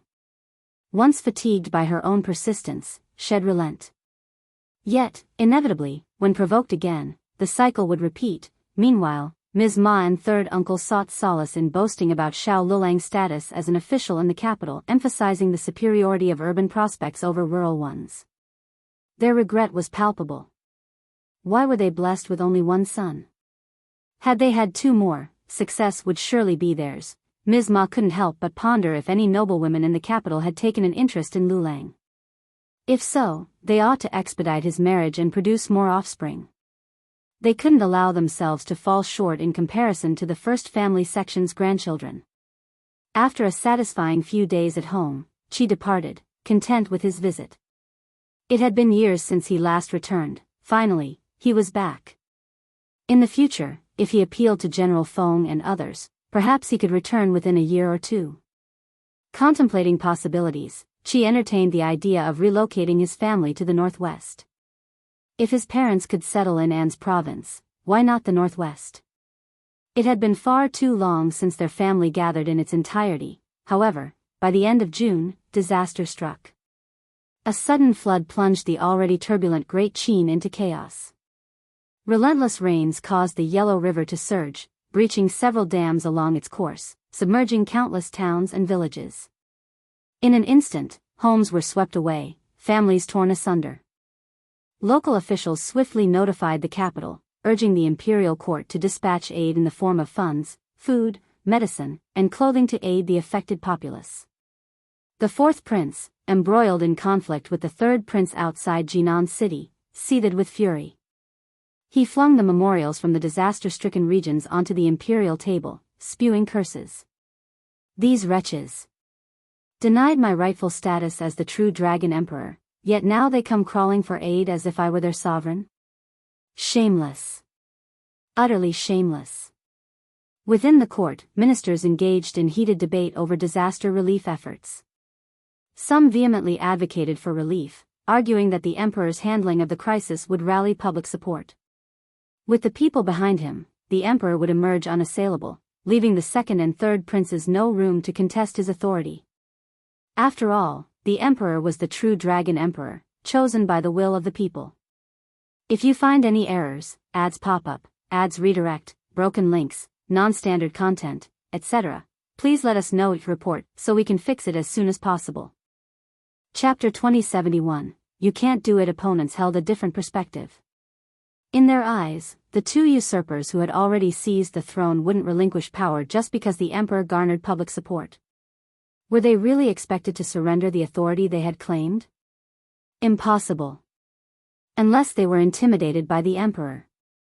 If the emperor dispatched disaster relief, they might see it as a ploy, perhaps even orchestrating it themselves.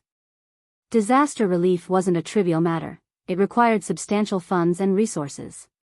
With the treasury depleted, where would the emperor procure the necessary aid? Once the treasury was emptied, the two usurpers might exploit the opportunity to mobilize troops. What recourse did the emperor have? Thus, he couldn't authorize disaster relief. Of course, outright refusal wasn't an option either. In that case, the emperor might opt to prolong the deliberation until the bitter end. Furthermore, the emperor issued a decree to the two insurgents, commanding them to organize disaster relief efforts, and to the magistrates in Jiangnan, instructing them to allocate funds and provisions for the relief efforts. Whether they complied or not was their concern. In essence, the emperor needed to assert his stance. Moreover, no one could fault such a stance. If the two usurpers defied the decree, they would appear callous and risk alienating the people. Ultimately, the fourth prince acquiesced to this suggestion, affirming his commitment to providing disaster relief. Efforts were already underway to amass funds, food, and supplies for transport to the disaster-stricken regions. Simultaneously, the second and third princes, along with the prefects of Hangzhou, Yangzhou, Suzhou, and Jiangning, received orders to promptly unlock their warehouses and assemble provisions, food, medicine, clothing, and more, for dispatch to the disaster areas. The second and third princes erupted into laughter upon receiving the so-called imperial edict. They couldn't possibly comply. They even resorted to physical violence against the eunuch bearer of the decree, promptly ejecting him. Publicly, they ceremoniously incinerated the supposed edict. Simultaneously, they reassured the populace of their unwavering commitment to disaster relief. After all, as the ruling sovereigns, how could they disregard the plight of their own subjects? They asserted that supplies were already in readiness and would unquestionably be dispatched. As for the impostor emperor in the capital, he was merely a regicide, having slain the rightful monarch. Who did he think he was, issuing orders? They dared him to prove his purported preparations by delivering aid, rather than spewing empty rhetoric. To underscore their sincerity in aiding the afflicted, the second prince promptly mobilized a substantial shipment of supplies. 30 laden carriages paraded through the streets, bound for the disaster-stricken regions. What did it matter how many supplies filled those carriages bound for the disaster area? Who would dare inquire? Who would risk divulging what they knew? Observing the second prince's gesture, the third prince swiftly followed suit, dispatching a consignment of relief supplies to the stricken region. Both princes scorned and derided the fourth prince in unison. Meanwhile, upon receiving the imperial decree, the prefectural magistrate of Hangzhou grumbled incessantly. He made no effort to prepare supplies, citing insurmountable obstacles. Truly, he claimed, he was powerless to assist, yet, daring to accept the decree proved perilous. First, the third prince, then the second, clandestinely dispatched envoys to intimidate him. Anyone brazen enough to heed the decree would learn a harsh lesson. Jiangnan lay a considerable distance from the capital. While the fourth prince issued decrees with apparent candor, should a crisis unfold, his ability to intervene would be limited. The state of Great Qin teetered precariously balanced amidst an enigmatic landscape of power dynamics.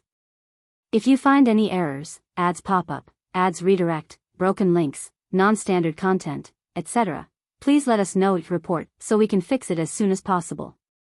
Chapter 2072, Chaos in the World. In territories beyond the dominion of the three princes, officials continued their duties obediently, avoiding any hasty actions.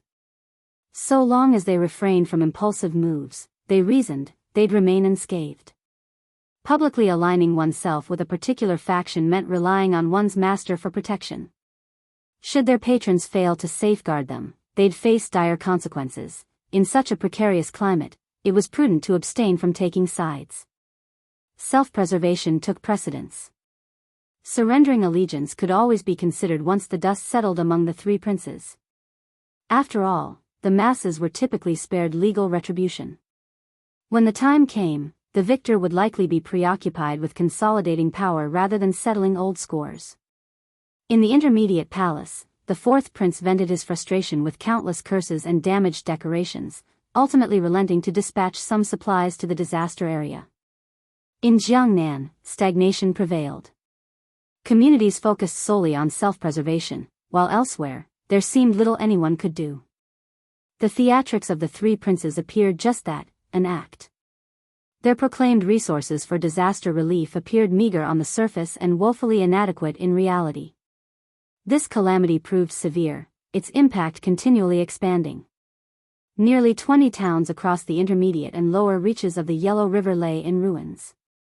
Desperation and mourning gripped the disaster-stricken populace. Angry and desperate, commoners turned against the government and plundered the wealthy. Banditry surged, and waves of refugees flooded the region. Groups of varying sizes fled in all directions, dragging loved ones and abandoning villages in despair. The Central Plains descended into chaos. Shortly thereafter, intermediate generals in Shu expelled local officials, hoisted their own banners, and rebelled, offering refuge to the displaced masses. The world erupted in chaos. In response, the three princes issued decrees condemning the rebels, but no one mobilized troops for intervention. No one wished to deplete their resources. Observing this, turmoil deepened. The royal family's authority teetered on the brink of collapse. Nanhua also raised the standard of rebellion. Within a year, more and more ambitious individuals joined the fray, coalescing into numerous factions. Simultaneously, banditry surged. Hooligans and ruffians grew increasingly bold, perpetrating robberies and thefts with alarming frequency in both large and small towns. Amidst the chaos, countless opportunists seized the moment to settle old scores, exact revenge on past adversaries, or eliminate competitors, adding to the tumult. The world spiraled deeper into disarray. In response, the three princes grew increasingly restless. The second prince took the initiative, dispatching troops to conquer neighboring towns, aiming to expand his territory and consolidate power. Not to be outdone, the third and fourth princes swiftly followed suit. In a bid to undermine each other, they launched sudden attacks, engaging in fierce battles with fluctuating outcomes. Witnessing the power struggle among the princes, other influential factions with their own ambitions weren't to be left behind. They too mobilized, targeting the emerging smaller factions. Their strength swelled, and they grew bolder, unafraid to confront even the princes themselves. As the world plunged further into chaos, even the princes found themselves powerless against the rising tide. Inevitably, An's prefecture city, nestled in a remote corner, could no longer remain untouched. Initially, a trickle of refugees began pouring in. Hundreds, even thousands, arrived in ragged attire, bearing the weight of extreme poverty. Unable to turn a blind eye, Shao Yunduan took action. He initiated the construction of shelters outside the city to provide refuge for the influx of displaced souls. If you find any errors, ads pop up, ads redirect, broken links, non-standard content, etc., please let us know each report so we can fix it as soon as possible. Chapter 2073, discussing settlement of the refugees. However, as the number of people swelled to 600 to 700, with uncertainty looming over the possibility of even more arrivals, passivity was no longer an option. Shao Yunduan convened Jia Heming, Jing Sang, along with a handful of scribes, Sun Bai, Sun Qian, and Qiao Xian. His wife, well-versed in such affairs, played a crucial role. In the past, such actions might have been deemed inappropriate. Yet, in the midst of this chaotic era, what defined appropriateness? It boiled down to the willingness of all involved. During the deliberations, the appearance of Madame Shao surprised no one. Shao Yunduan recounted the situation, prompting nods from everyone as discussions ensued. Indeed, my lord.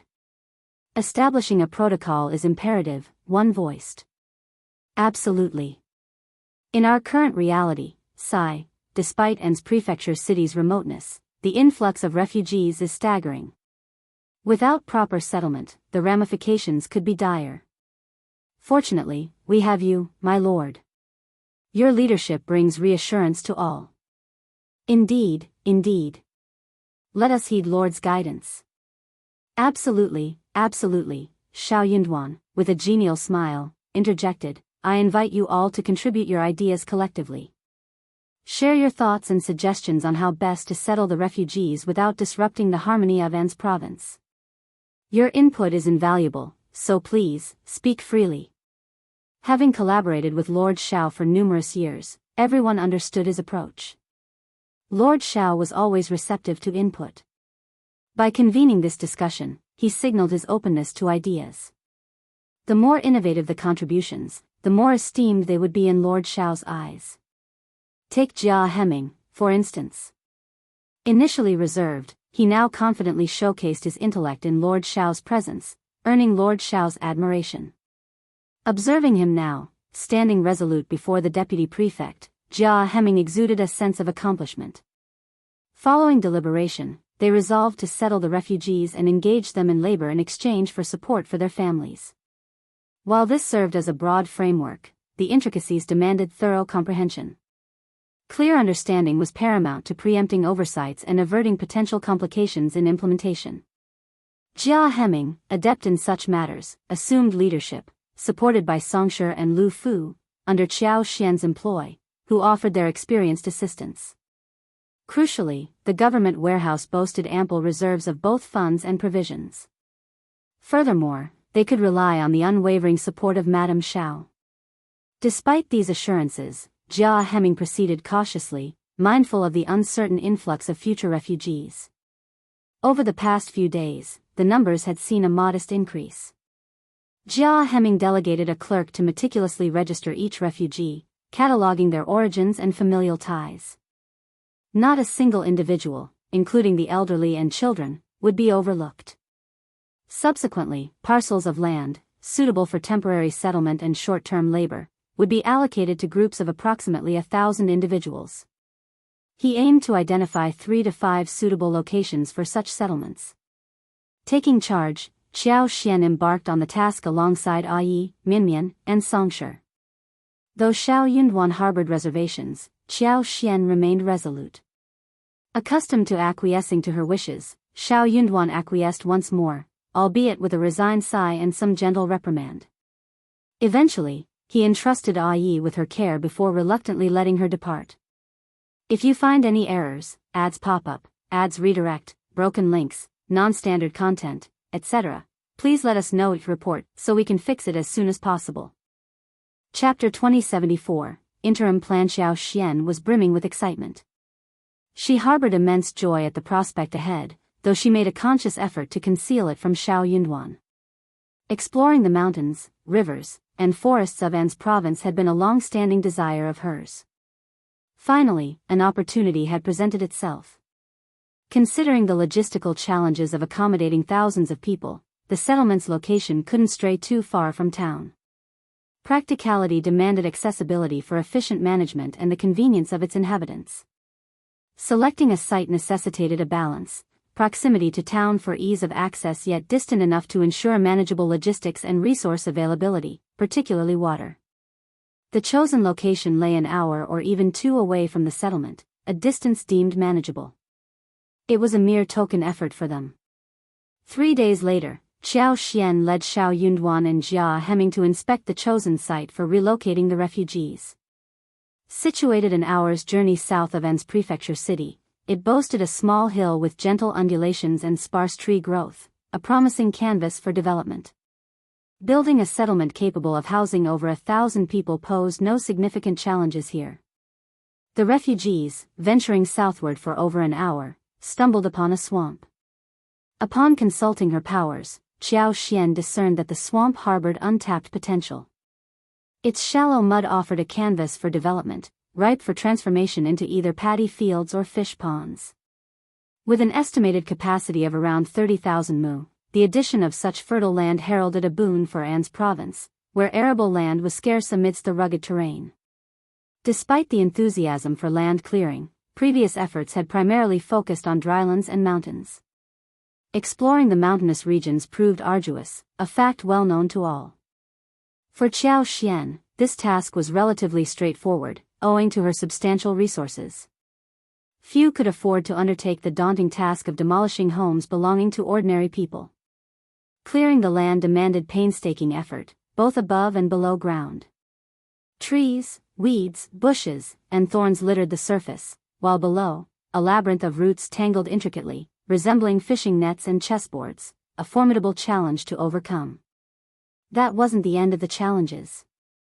The freshly cleared land would be in its initial stages for the first 3 years, demanding significantly more effort to tend to rampant weed growth.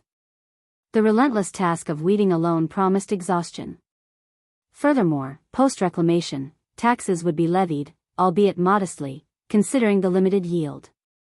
Moreover, acquiring land necessitated financial investment, a barrier that deterred commoners from embarking on land exploration ventures. The initial years posed formidable challenges, dissuading all but the most determined individuals from enduring the hardships unless absolutely necessary. Qiao Xian's leadership, however, had spurred cultivation of various cash crops such as herbs, star anise, and peppers, fostering a willingness among people to engage in land exploration. Yet, despite her efforts, the extent of wasteland reclaimed remained relatively modest. Observing the swamp, Jia Hemming hesitated, voicing his concern. "Madam, are you certain this swamp can truly be cultivated into fertile land?" "Honestly, there are numerous swamps in An's province. Attempts to convert them into arable land have often failed. This swamp may prove challenging to transform." Qiao Xian smiled reassuringly. "You needn't fret, Deputy Prefect Jia. Not all swamps are alike. Some are indeed unsuitable for cultivation, but others, like the one before us, pose no such challenge." In truth, it was merely a matter of perspective. With modern resources, any swamp, no matter how formidable, could be transformed into fertile land. How could it present a difficulty? If you find any errors, ads pop up, ads redirect, broken links, non-standard content, etc., please let us know each report so we can fix it as soon as possible. Chapter 2075, Rest assured in An's province, many swamps were deemed unsuitable for development under current conditions. However, Qiao Xian remained confident in her selection, knowing she hadn't intended to claim all the swamps anyway. Despite Qiao Xian's reassurances, Jia Hemming maintained his skepticism, albeit with a forced smile. "Madam, your judgment is undoubtedly sound. It was Shao Yunduan who made the final call. Let's proceed as planned. Assign them tasks here and pay them according to market rates. With work to occupy them, they're less likely to cause trouble." Thus, the exploration served as a pretext. Even if it didn't yield the desired results, it wouldn't matter much. Qiao Xian shot Shao Yunduan a glance, sensing his lingering doubt. That conversation could wait until they were home. After some consideration, Jia Hemming concurred. Crucially, they couldn't afford to let the refugees idle. Unsupervised free time often led to trouble, opportunities for theft, mischief, and other vices. With a respectful bow, Jia Hemming pledged his compliance. "Understood.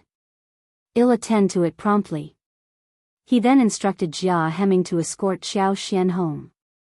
There are fewer than 1,000 refugees at present, and it may be some time before we reach the next 1,000. Please, take some rest for a few days. His wife's enthusiasm seemed unyielding. Despite her lack of fatigue, Qiao Xian decided not to contest the matter. It was an opportunity to spend time with her son, after all. With refugee registrations now complete, the count stood at 921 individuals, all fleeing from flood-ravaged areas. Jia Heming organized them by geographical origin and, with the assistance of 4 clerks, led them to the settlement. Their immediate task, constructing shelter, using whatever materials were available, be it tiles, bark, or thatch. Given the season, there was no urgency, and temporary arrangements sufficed for the time being. Uncertainty loomed regarding how long these refugees would remain in An's province. If they departed come spring, the houses would seem wasted, an unacceptable notion for Jia Heming, ever mindful of frugality. Thus, the priority lay in providing temporary shelter from the elements. If some chose to stay longer, decisions could be revisited then. Apprehensive that they might be turned away, the refugees breathed a collective sigh of relief when Jia Heming reassured them of the government's provisions. Grateful, they cheered and expressed their thanks to Lord Shao for extending his hospitality. The prospect of work brought a sense of ease rather than resentment among the refugees. They understood that nothing came for free in this world. While the government could provide temporary shelter and sustenance for a few days, perhaps even a month, what then? Were they to expect perpetual charity from foreign governments? It was only logical to assume they'd be swiftly expelled. With employment now secured, they could at least count on staying until winter, possibly even until spring. Next year promised a fresh start, a chance for everything to fall into place. To maintain order, the government dispatched 50 bailiffs. Under Jia Heming's direction, the clerks organized the refugees into groups and began the task of building houses. If you find any errors, ads pop up, ads redirect, broken links, non-standard content, etc., please let us know each report so we can fix it as soon as possible. Chapter 2076. Great Harvest. Building the houses required adherence to a structured plan. First, they meticulously leveled the foundation, then proceeded to construct the houses in neat rows. Sturdy walls, fortified against mud, promised survival through the winter. The roofs, layered with bark and thatch, ensured warmth and protection against the elements. Upon completion, each family received 3 taels of silver as a settlement fee. Additionally, they were permitted to venture into the mountains and fell 3 trees for basic furniture. Beyond these provisions, their future livelihoods depended on their own efforts. Diligent workers had little cause for concern, their earnings could sustain them. However, those prone to idleness and delusion would find no solace in government assistance. Regardless, settling in An's province offered more stability than aimless wandering. Motivated by a collective desire for order, the refugees worked with remarkable efficiency. In just 5 days, all the houses stood complete. After a 2-day reprieve, preparations began for their assigned tasks. Each person's daily work record was meticulously supervised, with a clerk and a few bailiffs assigned for oversight.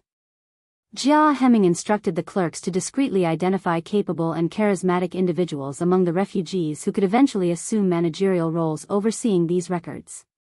Government patrols would periodically ensure compliance.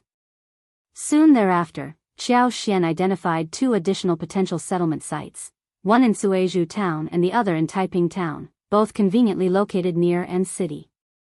Given the moderate population of An's prefecture city and its surrounding towns, proximity to daily necessities was assured. The exploration sites lay within an hour or 2 of travel from their current location, all on drylands. With August drawing to a close, planting season was not ideal. Plans for utilizing these newly opened fields would be made in the coming spring.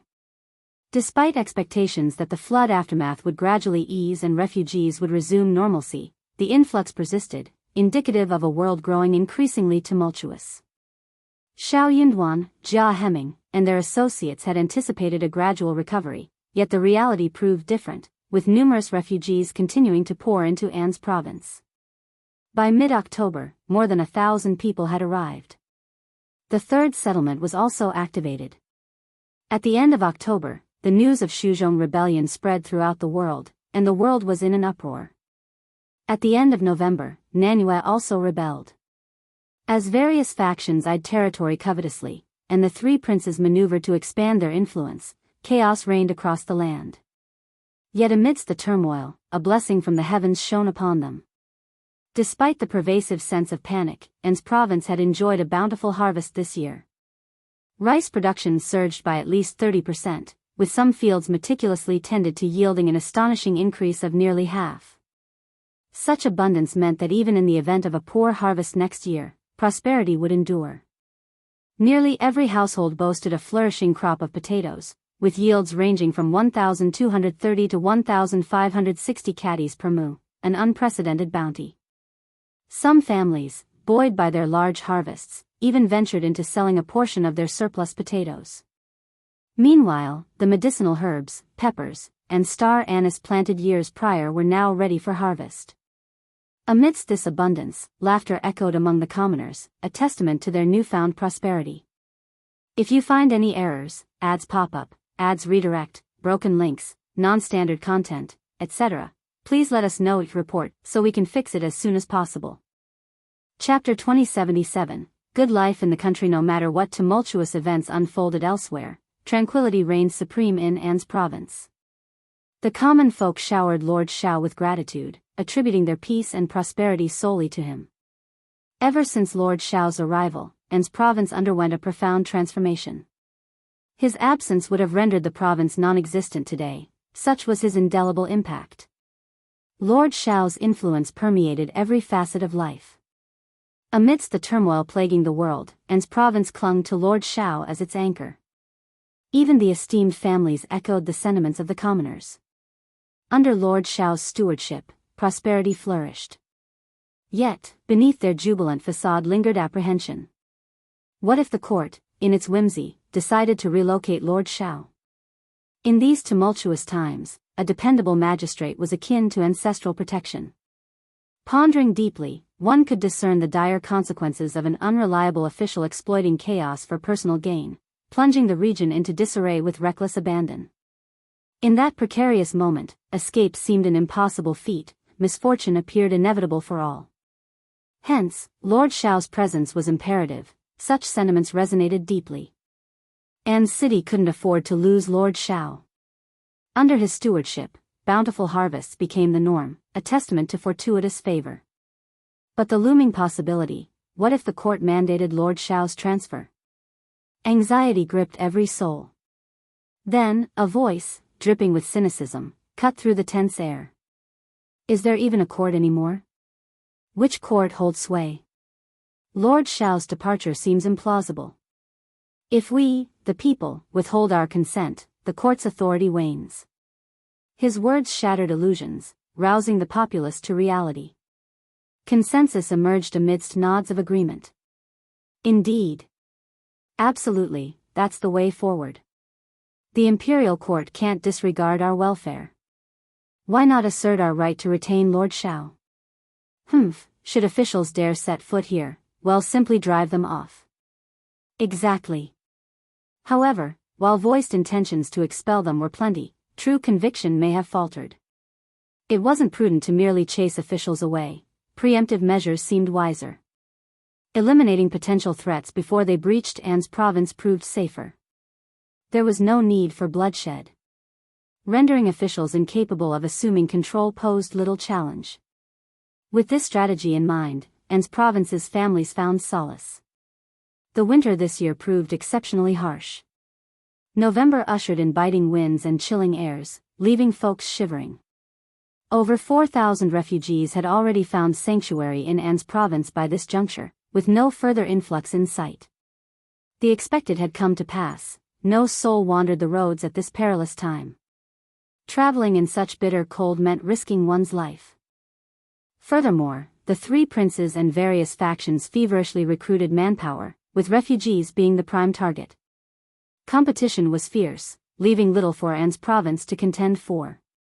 Shao Yinduan issued a decree to dismantle all makeshift settlements beyond the city walls, reinstating them to their former state. The absence of refugees turned out to be a blessing in disguise. Unlike other regions, Shao Yunduan refused to treat those who sought refuge with him as mere chattel. He wouldn't subject them to the callous whims of slavery, no arbitrary orders, no casual abuse, no lashes of indifference. Each new arrival found solace in knowing they wouldn't be abandoned to despair. As long as they were willing and able to contribute, they were welcome to make An's province their home. If you find any errors, ads pop up, ads redirect, broken links, non-standard content, etc., please let us know it report so we can fix it as soon as possible. Chapter 2078, Zhao Shu and Taotao are here. However, with this approach, the pressure on An's province also escalated significantly. Merely providing food and clothing initially incurred substantial expenses. Subsequently, each family would receive 3 taels of silver daily for resettlement and employment, which amounted to a considerable sum. Under his administration, An's prefecture city had flourished in recent years, boasting healthy coffers and well-stocked warehouses. However, in the past, accommodating so many refugees would have been untenable. In October, Jia Heming, Zheng Sang, and their compatriots conferred with Shao Yunduan. Given the tumultuous state of the world, merely safeguarding An's province was insufficient. Should a group of marauders or opportunists descend upon them, their current manpower would struggle to repel them. Consequently, they deemed it necessary to bolster their defenses.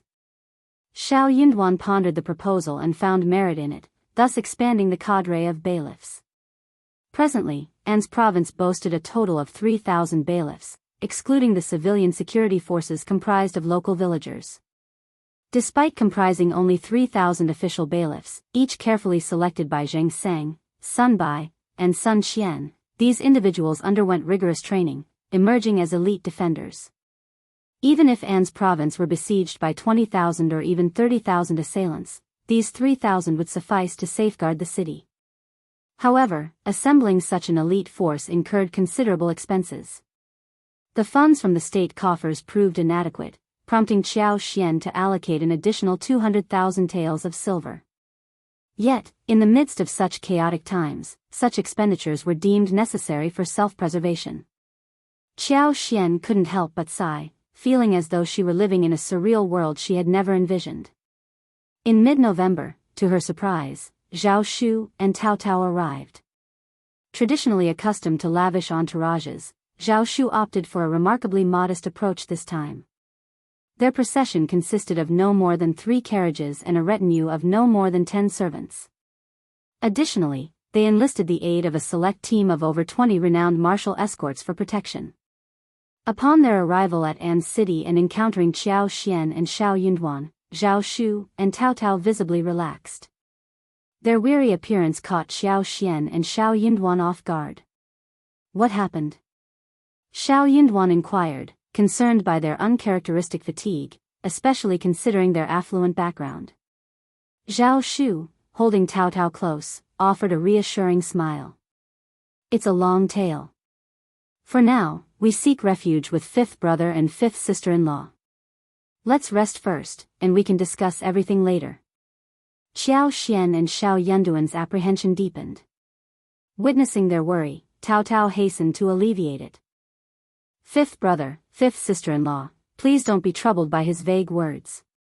It's nothing serious, really. We simply found Jiangnan a bit tumultuous and deemed it wiser to seek sanctuary with you. Qiao Xian's relief was palpable as she responded with a warm smile, you're welcome to stay here. It's secure, and you won't face any harassment. Indeed, that was the reality. Zhao Shu nodded in agreement, his smile genuine. Absolutely. Given their weary state, Qiao Xian arranged for their comfort. With a mansion in An's province belonging to Zhao Shu, the servants paid their respects to Qiao Xian and Shao Yunduan before escorting Zhao Shu and Taotao back to the Zhao family residence. Their stay with Qiao Xian and Shao Yunduan was expected to last 2 to 3 days. If you find any errors, ads pop up, ads redirect, broken links, non-standard content, etc., please let us know it report so we can fix it as soon as possible. Chapter 2079, Strength is Everything. After dinner, Shao Yunduan instructed the nanny to take Anan to bed, creating a moment of privacy to inquire of Zhao Shu and Taotao, please, tell me what transpired. Qiao Xian regarded them with evident concern. For them to abandon Jiangnan and seek refuge here for the new year suggested that the situation in Jiangnan was dire, perhaps even worse than they had anticipated. While Shao Yunduan had been keeping tabs on various regions, his primary concern lay with the capital and Xiangyang, the domain of the second prince. He refrained from probing into affairs elsewhere, acknowledging the volatile nature of the current circumstances. Amidst such chaos, developments could swiftly unfold, rendering even the most meticulous inquiries futile. Their best course of action was to focus on fortifying themselves. Strength was paramount. An's province, secluded and seemingly insignificant in the grand scheme of things, enjoyed a certain degree of insulation from external scrutiny. Shao Yunduan refrained from delving deeper into inquiries. After all, regardless of the turmoil elsewhere, their affairs were unlikely to directly impact him for the time being. Zhao Shu and Taotao exchanged glances before speaking in turn. Zhao Shu's enterprises predominantly operated in the Jiangnan region. Even if he endeavored to maintain a low profile, the sheer breadth of his business interests made discretion challenging. His expansive holdings, including the 100,000 mu of mulberry fields in Yangzhou and numerous ventures in Hangzhou and Huzhou, invited envy and scrutiny. Despite his efforts to enjoy life discreetly, Zhao Shu's prosperity drew attention, particularly following the devastation of Zhao Mu's holdings at the hands of Qiao Xian. In times of peace and prosperity, Zhao Shu stood as a symbol of success, admired by many. However, amidst the chaos of this world, he found himself a ripe target, akin to a fat sheep awaiting slaughter. Unless his properties enjoyed the protective umbrella of Shao Yunduan or Qi, they risked becoming easy prey. Yet, the catch lay in Jiangnan. Neither Shao Yunduan nor Qi held sway over Jiangnan. Fortunately, Qiao Xian and Shao Yunduan had preemptively dispatched a missive, urging them to prepare and safeguard their assets promptly. Belonging to the faction of, whatever fifth brother and fifth sister-in-law decree is right, they wasted no time in complying. After cataloging their possessions, they meticulously packed dozens of particularly valuable crates, concealing them in various covert locations. They rationalized their industries, divesting themselves of unprofitable small enterprises, houses, and shops, while meticulously organizing the remaining ventures. This task was no small feat, but Zhao Shu's extensive network ensured smooth execution without chaos. As the situation deteriorated, they found solace in heeding the advice of fifth brother and fifth sister-in-law. Without their guidance, timely asset consolidation would have been impossible, leaving them in perpetual anxiety. Hangzhou, Taotao's favored locale, became their sanctuary amidst the chaos. Prudence dictated they remain indoors, avoiding the uncertain dangers outside. However, their sense of security was short-lived. Hangzhou, it turned out, was not as safe as they presumed. The escalating chaos birthed ambitious figures like Prefect Lu. Prefect Lu harbored envy toward neighboring powers like the Intermediates and Nanhua, who had effectively become regional lords amid the turmoil. Without declaring independence, they wielded significant autonomy. Prefect Lu followed suit, amassing private soldiers, replacing officials with loyalists, and seizing control of resource-rich county cities amid the tumult. In essence, he became a potent duke in his own right. If you find any errors, ads pop up, ads redirect, broken links, non-standard content, etc., please let us know if report so we can fix it as soon as possible. Chapter 2080. This is just the beginning. Raising a private army demanded a considerable financial investment. Without funds, all endeavors were futile. The audacity of the Hangzhou prefect, launching preemptive strikes and encroaching on neighboring territories, stemmed from his perceived strength. Confidence and bravery were bolstered by power, and power, in turn, was fueled by wealth. Silver was the lifeblood of his operations, necessary for training and maintaining his soldiers, thus perpetuating the need for further funds. In Jiangnan's opulent landscape, teeming with affluent families and abundant resources, the Hangzhou magistrate harbored no concerns regarding depleted coffers. Zhao Shu's modest background and wealth made him a prime target for extortion by the Hangzhou prefect. Without hesitation, the magistrate demanded 500,000 taels of silver from Zhao Shu, signaling just the beginning of his exorbitant demands. Aware that acquiescing to this demand would likely invite further extortion in the future, Zhao Shu complied, recognizing the precarious position he was in. To refuse payment would risk incurring the wrath of the Hangzhou prefect, leading to dire consequences. Zhao Shu pleaded desperately, insisting he lacked the requested sum. After much negotiation, he managed to scrape together 150,000 taels of silver with the assistance of several sympathetic merchants who bribed a grandmaster in the magistrate's circle.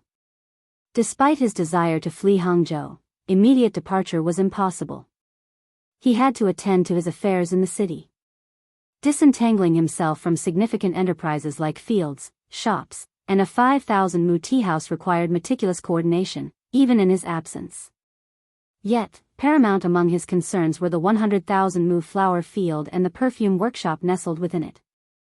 Fortunately, with the off-season in full swing, the flowers and trees had wilted, and production at the perfume workshop had ceased. Acting swiftly, Zhao Shu halted all operations at the workshop, evacuating core family members to the safety of the Zhao clan's headquarters. Remaining workers were instructed to maintain the estate but strictly prohibited from venturing beyond its confines. The core equipment and tools from the workshop were carefully stashed away in an underground chamber hidden within a distant courtyard. Earning nearly 1 million annually alongside Xiao Xian and Shao Yunduan, their income flowed effortlessly compared to the toil required by the mulberry fields. Their modest returns were a deliberate choice to maintain a low profile. Were they to expand production, profits would easily soar. However, Zhao Shu dared not tamper with this venture, fearing discovery by the avaricious Hangzhou prefect, who would undoubtedly seize it without hesitation. Such temptation was impossible to resist. Just as Zhao Shu prepared to depart Hangzhou with Taotao to reunite with Qiao Xian and Shao Yunduan, an unexpected obstacle emerged. The prefect's brother-in-law sought him out. The arrival of the prefect's brother-in-law brought yet another demand for money, this time a staggering sum of 500,000 taels. Zhao Shu teetered on the brink of exasperation. How could he possibly produce such a sum? Was this person out of his mind? Did he not realize Zhao Shu had refused his own brother-in-law? Concealing his mounting frustration, Zhao Shu feigned poverty, inwardly seething with frustration.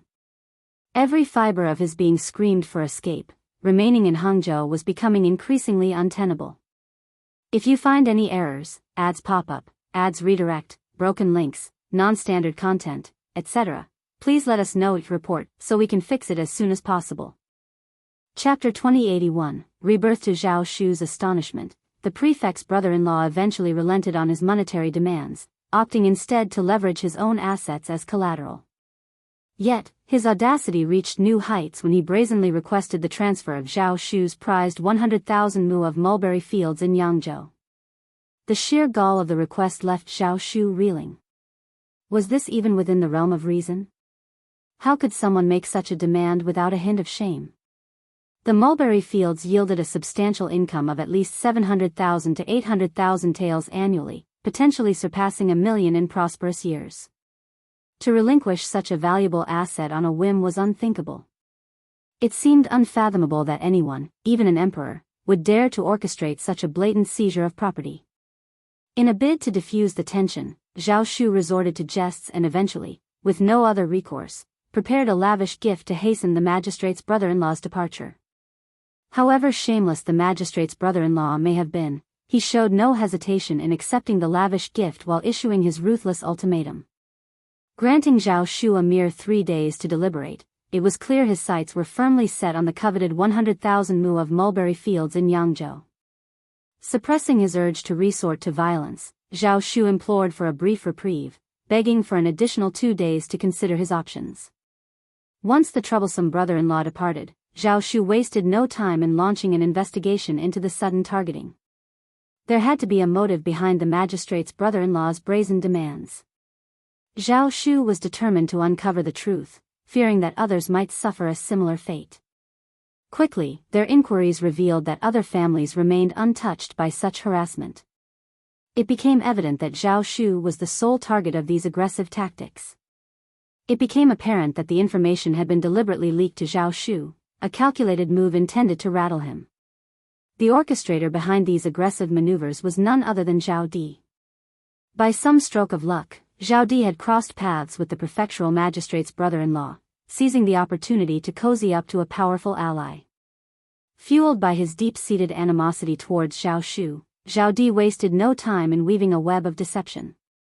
He regaled the magistrate's brother-in-law with exaggerated tales of his own business acumen, painting himself as a loner, shunned and unloved by his own family. In reality, he was cold and selfish, with no one caring for him. Envious of Zhao Shu's vast wealth and convinced of his vulnerability, the magistrate's brother-in-law saw an opportunity to exploit what he perceived as a fat sheep ripe for the taking. Thus, the demand for the transfer of the 100,000 mu of mulberry fields was born out of Zhao Di's deceitful machinations, driven by jealousy and a desire for revenge. Zhao Di may not have been privy to the full extent of Zhao Shu's business empire, but he knew that the 100,000 mu of mulberry fields held significant value to him. Losing it would undoubtedly strike a blow to Zhao Shu's pride and prosperity, a punishment he deemed fitting. However, this demand for the mulberry fields was just the tip of the iceberg. The prefect's brother-in-law, driven by greed and emboldened by his initial success, showed no signs of backing down. Zhao Shu could practically taste the bitterness of his impending misfortune. Furious upon learning of Zhao Di's betrayal, Zhao Shu refrained from taking drastic measures against the brothers. Their familial ties posed a risk to his reputation if news of their demise were to spread. Yet, just as Zhao Ye's coercion seemed to subside, Zhao Di resurfaced with renewed fervor. Despite his impulsivity and irrationality, Zhao Di proved himself a useful lackey, poised to serve as a pawn for the prefect's brother-in-law's machinations. Such lackeys, ruthless and expendable, were valuable assets in the cutthroat world of politics and power struggles. They could be readily sacrificed if need be, sparing their manipulators any remorse or hesitation. In the eyes of Zhao Shu, this arrangement couldn't have been more opportune. Determined to eliminate the threat posed by Zhao Di, Zhao Shu resolved to end his life. The execution of this plan was entrusted to Uncle Qing, a trusted associate. On the very day that the prefect's brother-in-law's deadline loomed, Zhao Di met a fatal accident, plunging into the water and meeting his demise. Unbeknownst to anyone, Zhao Shu orchestrated this demise with meticulous precision. To all appearances, it seemed like a tragic accident, an outcome even the prefect's brother-in-law accepted without suspicion. Thus, Zhao Shu successfully removed the obstacle in his path, ensuring his own safety while evading any suspicion of foul play. If you find any errors, ads pop up, ads redirect, broken links, non-standard content, etc., please let us know your report so we can fix it as soon as possible.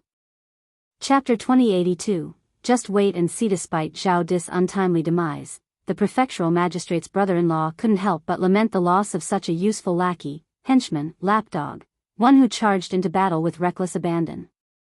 Originally intending to authorize Zhao Di to request the mulberry field title deed from Zhao Shu, the brother-in-law never anticipated his demise due to drunkenness. Nevertheless, Zhao Di's penchant for frivolity ultimately sealed his fate, a sacrifice the brother-in-law deemed acceptable. Putting Zhao Di's demise behind him, the brother-in-law promptly approached Zhao Shu himself. Politely declining the request, Zhao Shu cited the ancestral significance of the mulberry fields, claiming it as the inheritance of his maternal grandparents, a gift he couldn't simply relinquish without dishonoring their memory. Furthermore, the magnitude of the request was egregious, far beyond the bounds of propriety.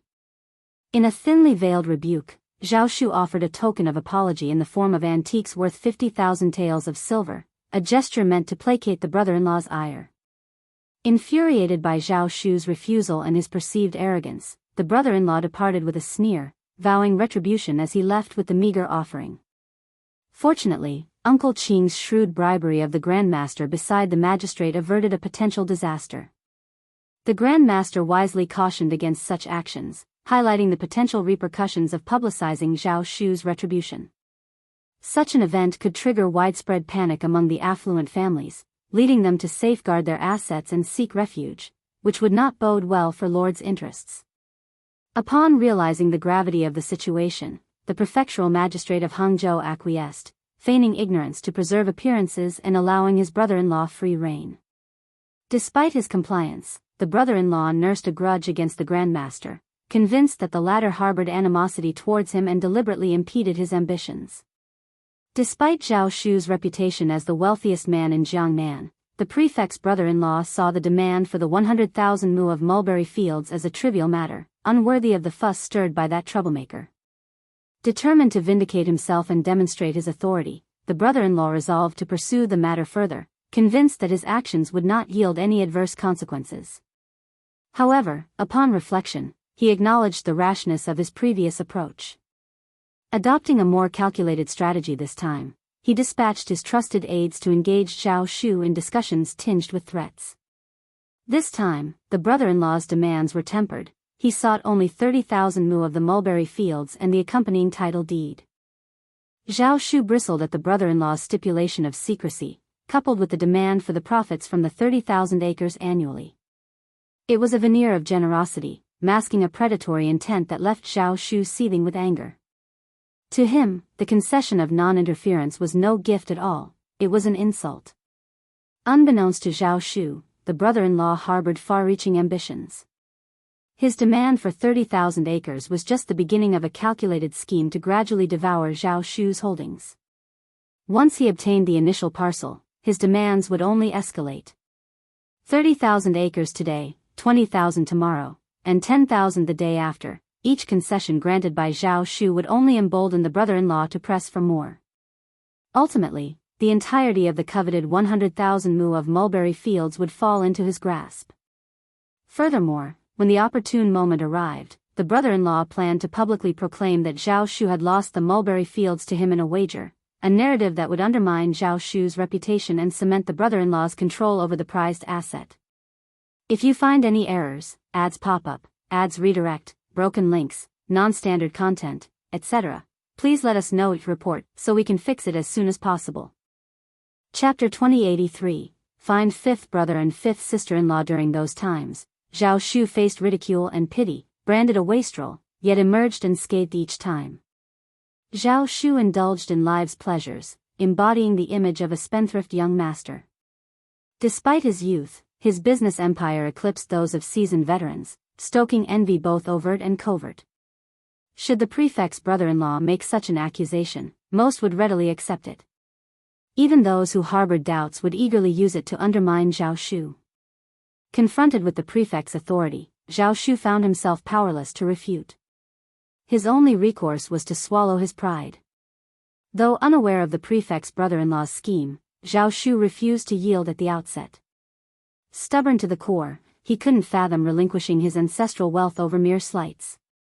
In her perplexity, Taotao suggested, why not seek counsel from fifth brother and fifth sister-in-law? When all else failed, fifth brother and fifth sister-in-law were their last resort. Fifth brother and fifth sister-in-law surely possessed a solution. Zhao Shu pondered the suggestion and found merit in it. Upon confiding in Uncle Qing, he too endorsed the plan. Caught in a quandary, they opted to lie low for the time being. Their immediate concern was to weather the storm. As for the future, they would address it when it arrived. In these turbulent times, the world was unpredictable. Who could guarantee their safety today or their power tomorrow? The once mighty could easily become prisoners on a stage. As for the coming year, there was no certainty that the arrogant prefect of Hangzhou would retain his sway. Crucially, the 100,000 mu of mulberry fields lay in Yangzhou, not Hangzhou. Without Zhao Shu's acquiescence, the brother-in-law's influence would not extend so far. Leaving openly was out of the question. Uncle Qing assembled a small retinue of trusted servants and departed ahead to secure an escort. Zhao Shu and Taotao slipped out of the city discreetly, hastening their flight. By the time the magistrate's brother-in-law realized their absence from Hangzhou city, 3 days had elapsed since their departure. Traveling swiftly in a light carriage drawn by sturdy horses, they had already distanced themselves by 500 meters from Hangzhou city. Unless the prefect's brother-in-law sprouted wings, catching up was futile. His fury knew no bounds. Gritting his teeth, he bided his time, plotting his next move. He resolved to alert Yangzhou. If Zhao Shu possessed any sense, had never returned to Jiangnan. With numerous ventures in Jiangnan, the loss was substantial. Shao Yunduan inquired about the situation in Jiangnan and sighed. The loss of hundreds of thousands of silvers is regrettable.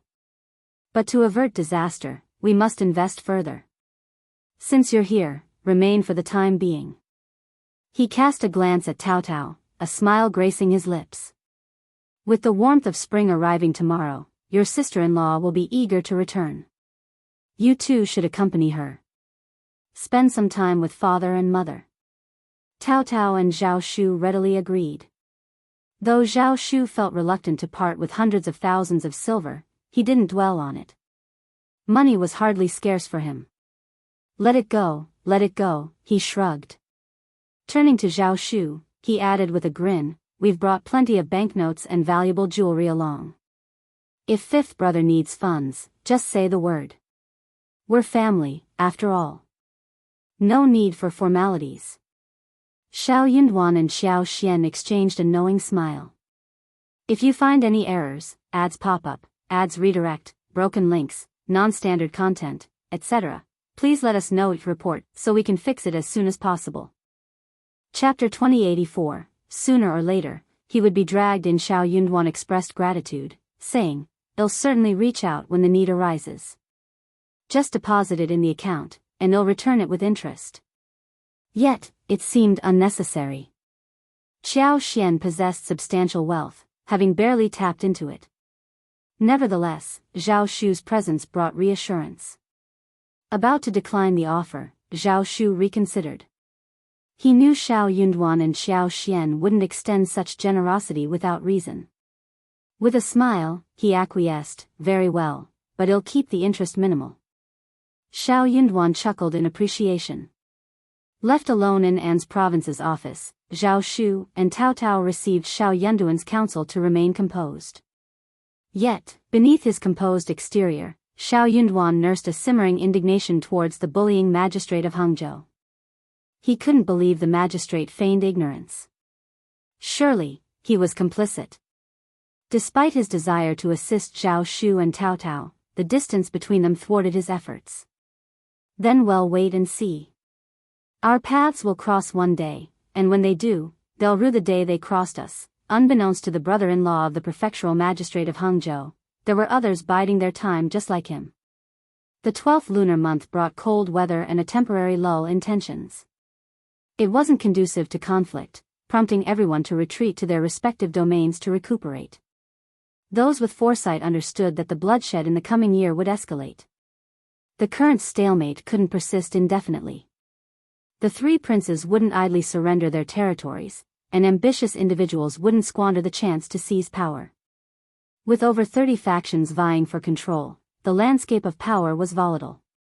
Who would remain standing after the coming year was anyone's guess. Shao Yunduan sensed that peace in An's province was fleeting.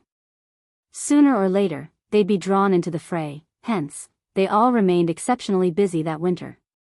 Their tasks ranged from inventorying the treasury to organizing spring planting, training soldiers, and attending to various aspects of public welfare for the upcoming year. Strengthening patrols and defense was imperative. Any unfamiliar faces had to be closely monitored. It was a bustling season for everyone. Shao Yunduan found it inconvenient to leave An City at this juncture. He needed to be present to manage and oversee any potential crises. This year, he forewent his usual retreat to the hot spring villa for leisure and hunting. Instead, the family stayed in the city. With Zhao Shu and Taotao's presence, however, the atmosphere was considerably livelier. Despite the turmoil beyond their walls, the citizens of An's prefecture city continued their lives, albeit amidst uncertainty. After the 15th day of the new year, following a gathering convened by Shao Yunduan, Jia Hemming embarked on a series of visits to the refugee settlement, laying out their options plainly. With each passing day, the weather grew warmer. Within a month, anyone desiring to return to their hometown could do so. For those opting to depart, An's province wouldn't impede their journey. Conversely, those choosing to stay would be officially registered as residents of An's province. Departing individuals would receive a sum of silver taels as cash. Meanwhile, those remaining would be offered plots of land to build their homes upon. The previously surveyed land would be distributed among them based on population. The allocated land could be cultivated free of charge this time, but this concession was a one-time offer. Any future land cultivation would be subject to the regulations of An's province. If you find any errors, ads pop up, ads redirect, broken links, non-standard content, etc., please let us know each report so we can fix it as soon as possible. Chapter 2085, Placement. Lord Shao's compassion for their plight led to the provision of preferential treatment. Should refugees seek shelter in An's province again in the future, similar arrangements might be made to accommodate them. Given this, careful consideration was paramount in making their choice. Families would register accordingly, facilitating swift government action. Prompt registration was essential for officials to plan spring planting without delay. By the end of January, departing individuals must set forth. Any subsequent desire for housing would necessitate purchase with silver. No exceptions would be made for those who later regretted their decision to remain. Jia Hemming's words ignited a fervent discussion among the refugees. It was a dilemma for all, yet the necessity of making a choice was undeniable. The decision weighed heavily on each individual: stay or return home. For many, the pull of home was strong. Yet, apprehensions loomed large as they pondered the state of their hometown post-flood. Would their houses still stand? Had their fields been claimed by others? The prospect of returning to a barren home stirred anxiety. Furthermore, the journey was fraught with uncertainties in an unstable world. What dangers lurked along the way? Despite these concerns, the ties to their hometown tugged at their hearts. To forsake it without a glimpse of its fate seemed impossible. They couldn't relinquish the hope of reclaiming what was once theirs. As Jia Hemming listened to the animated discussions, his impassive exterior belied his understanding. Choosing was never easy, but choose they must. An's province couldn't harbor them indefinitely without purpose. They could either leave or become residents of An's province. Once they became local residents, it would be easier to manage them. Secondly, they would have to fulfill their obligations. Jia Hemming gave them 5 days. In 5 days, they had to come to a conclusion. Any hint of indecision would be interpreted as opting to leave, silently endorsing the decision. Once made, the choice was irrevocable, an irreversible commitment. Thus, caution was paramount. Jia Hemming emphasized the gravity of the situation, underscoring the need for careful consideration before departing. The enormity of relocating thousands of people weighed heavily on him. 5 days later, Jia Hemming dispatched clerks and bailiffs to the 4 refugee settlements. They erected long tables outdoors, facilitating registration for each family. Over the course of 2 days, families queued up to register, clearly indicating their choice to stay or leave. After tallying the responses, approximately 3,000 individuals, comprising 660 households, opted to stay, while over 1,000 people chose to leave. The outcome came as no surprise. While staying seemed the logical choice, the emotional bond to one's homeland often proved stronger. For some, returning to their roots, even if just to bid farewell, held profound significance. Shao Yunduan harbored no objections and entrusted Jia Hemming with the necessary arrangements. Jia Hemming gathered the departing individuals, ensuring they were accommodated. Though altering plans proved a tad troublesome, expediting their departure from the city would be more convenient. Despite impending departures, no one remained idle. Reclamation work continued unabated, as wages were contingent upon labor. Jia Hemming, mindful of the imminent journey, assigned lighter tasks to those departing soon, allowing them to conserve their strength. If you find any errors, ads pop up, ads redirect, broken links, non-standard content, etc., please let us know each report so we can fix it as soon as possible.